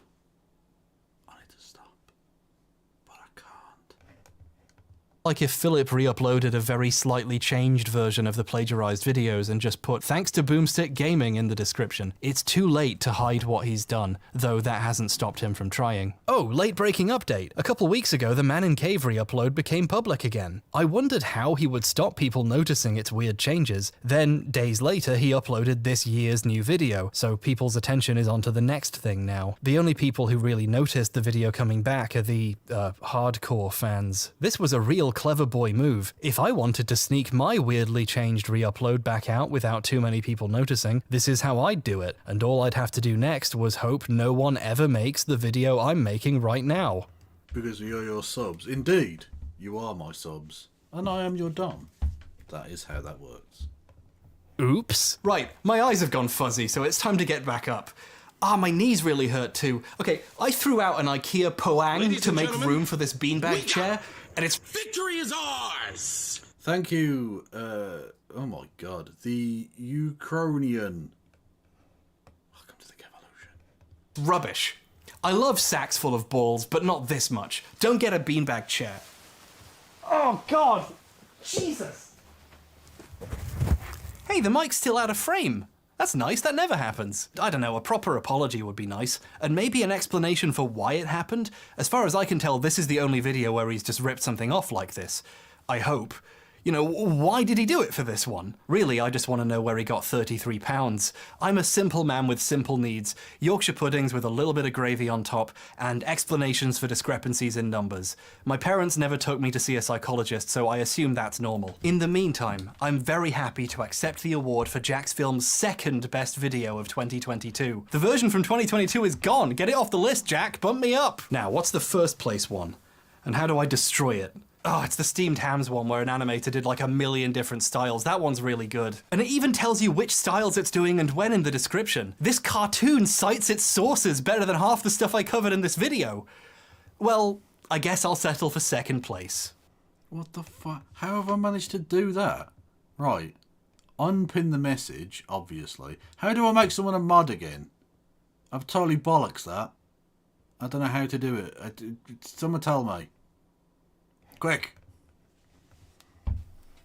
this time. So there we have it, a bunch of examples of plagiarism, why it happens, why it's wrong, and all the ways it can result in destructive results. With these 4 examples, I think I'm ready to reach some kind of conclusion. Just don't touch the screen or move the mouse.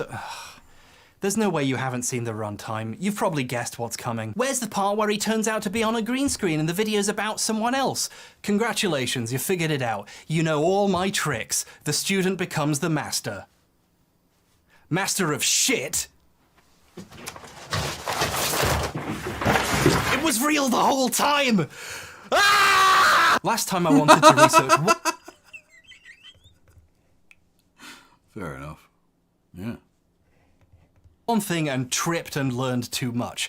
This time I had the breakdown and worked backwards. We understand why this shit is wrong now and the damage it can do. The piles of money people make from stealing other people's words and ideas and work. But there's one group more important than historians or journalists or anyone else with a real job, and that's gay people. You know what's worse than stealing from established journalists who in the end are doing okay? Stealing from small queer writers or creators from marginalized groups who weren't even paid for their work in the first place. Stealing from the writings of dead people who passed away doing the activism you pretend to do. Oh no. Stealing from the very people who fund your videos.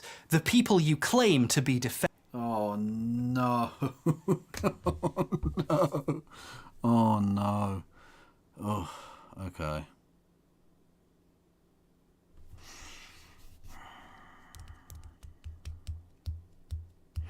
Okay, what I'm going to do, I think, is we'll save it for next time. Okay? Defending. This video is about James Somerton. Okay, we'll deal with James Somerton next time, people.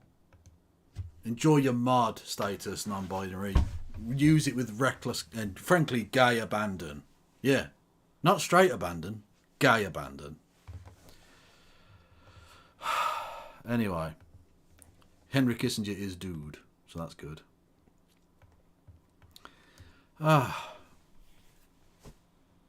We'll probably get back to this on Thursday, because tomorrow we'll be doing Tanky Tuesday. Wednesday we'll be on with Christy, so Thursday I'll probably finish this off, I reckon. Ugh. I need to read this evening, so thank you, Kev. Well, thank you, indeed. One of the best part about this, Kev, somebody else released a Somerton expose hours after Hbomberguy. Fair enough. It's a beautiful thing. I mean, I'll be honest with you, I still don't even really know who he is, but whatevs. Whatevs, Trebs. Let's see who's going on Twitch that I can raid you into.